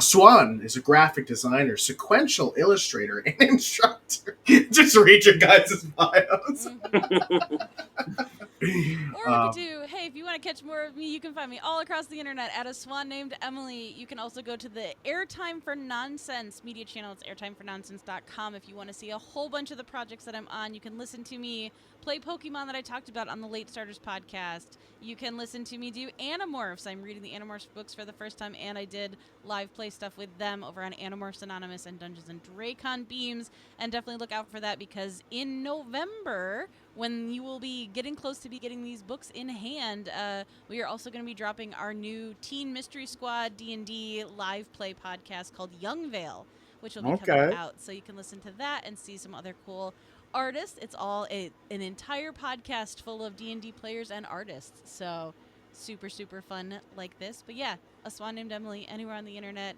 or linktr.ee/join the clubs. Is that the one I've seen posted on the old Instagram lately? Little sneak previews of the audio? Or is that something different? Yeah? Yeah. Okie dokies, then I know what you're talking about. I watch those. Yeah. Aw, thanks, Hunter. You're welcome. And next we have a Joe Holly. If you could please give them the rundown on you. I am an independent indie artist. I draw my self-published title comics, Pretty and Timberwolves. You can find my stuff on Instagram and Facebook. Yeah, you can. Where do I find them on those things?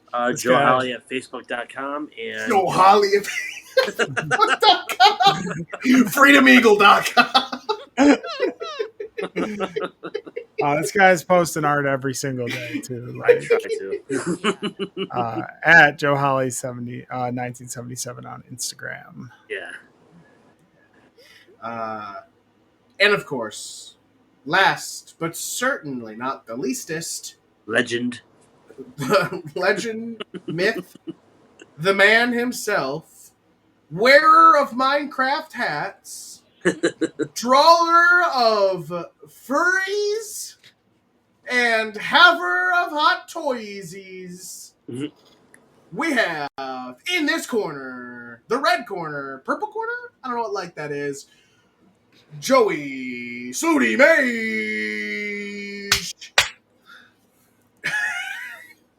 Say his name and he will appear. I believe in Joey Schichtel. You can find me everywhere on the internet at Snooty Mage. And with the Older and Dumber stuff at Older and Dumber. So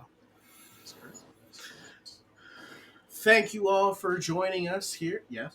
Who else is on Older and Dumber? Some other people. Oh no, I don't know. Is there anyone else? That's just me usually. One dumb friend. That's the slogan. Yep, one dumb friend. And I, guys, was your hostess with the mostest and the closest to having to work the mostest.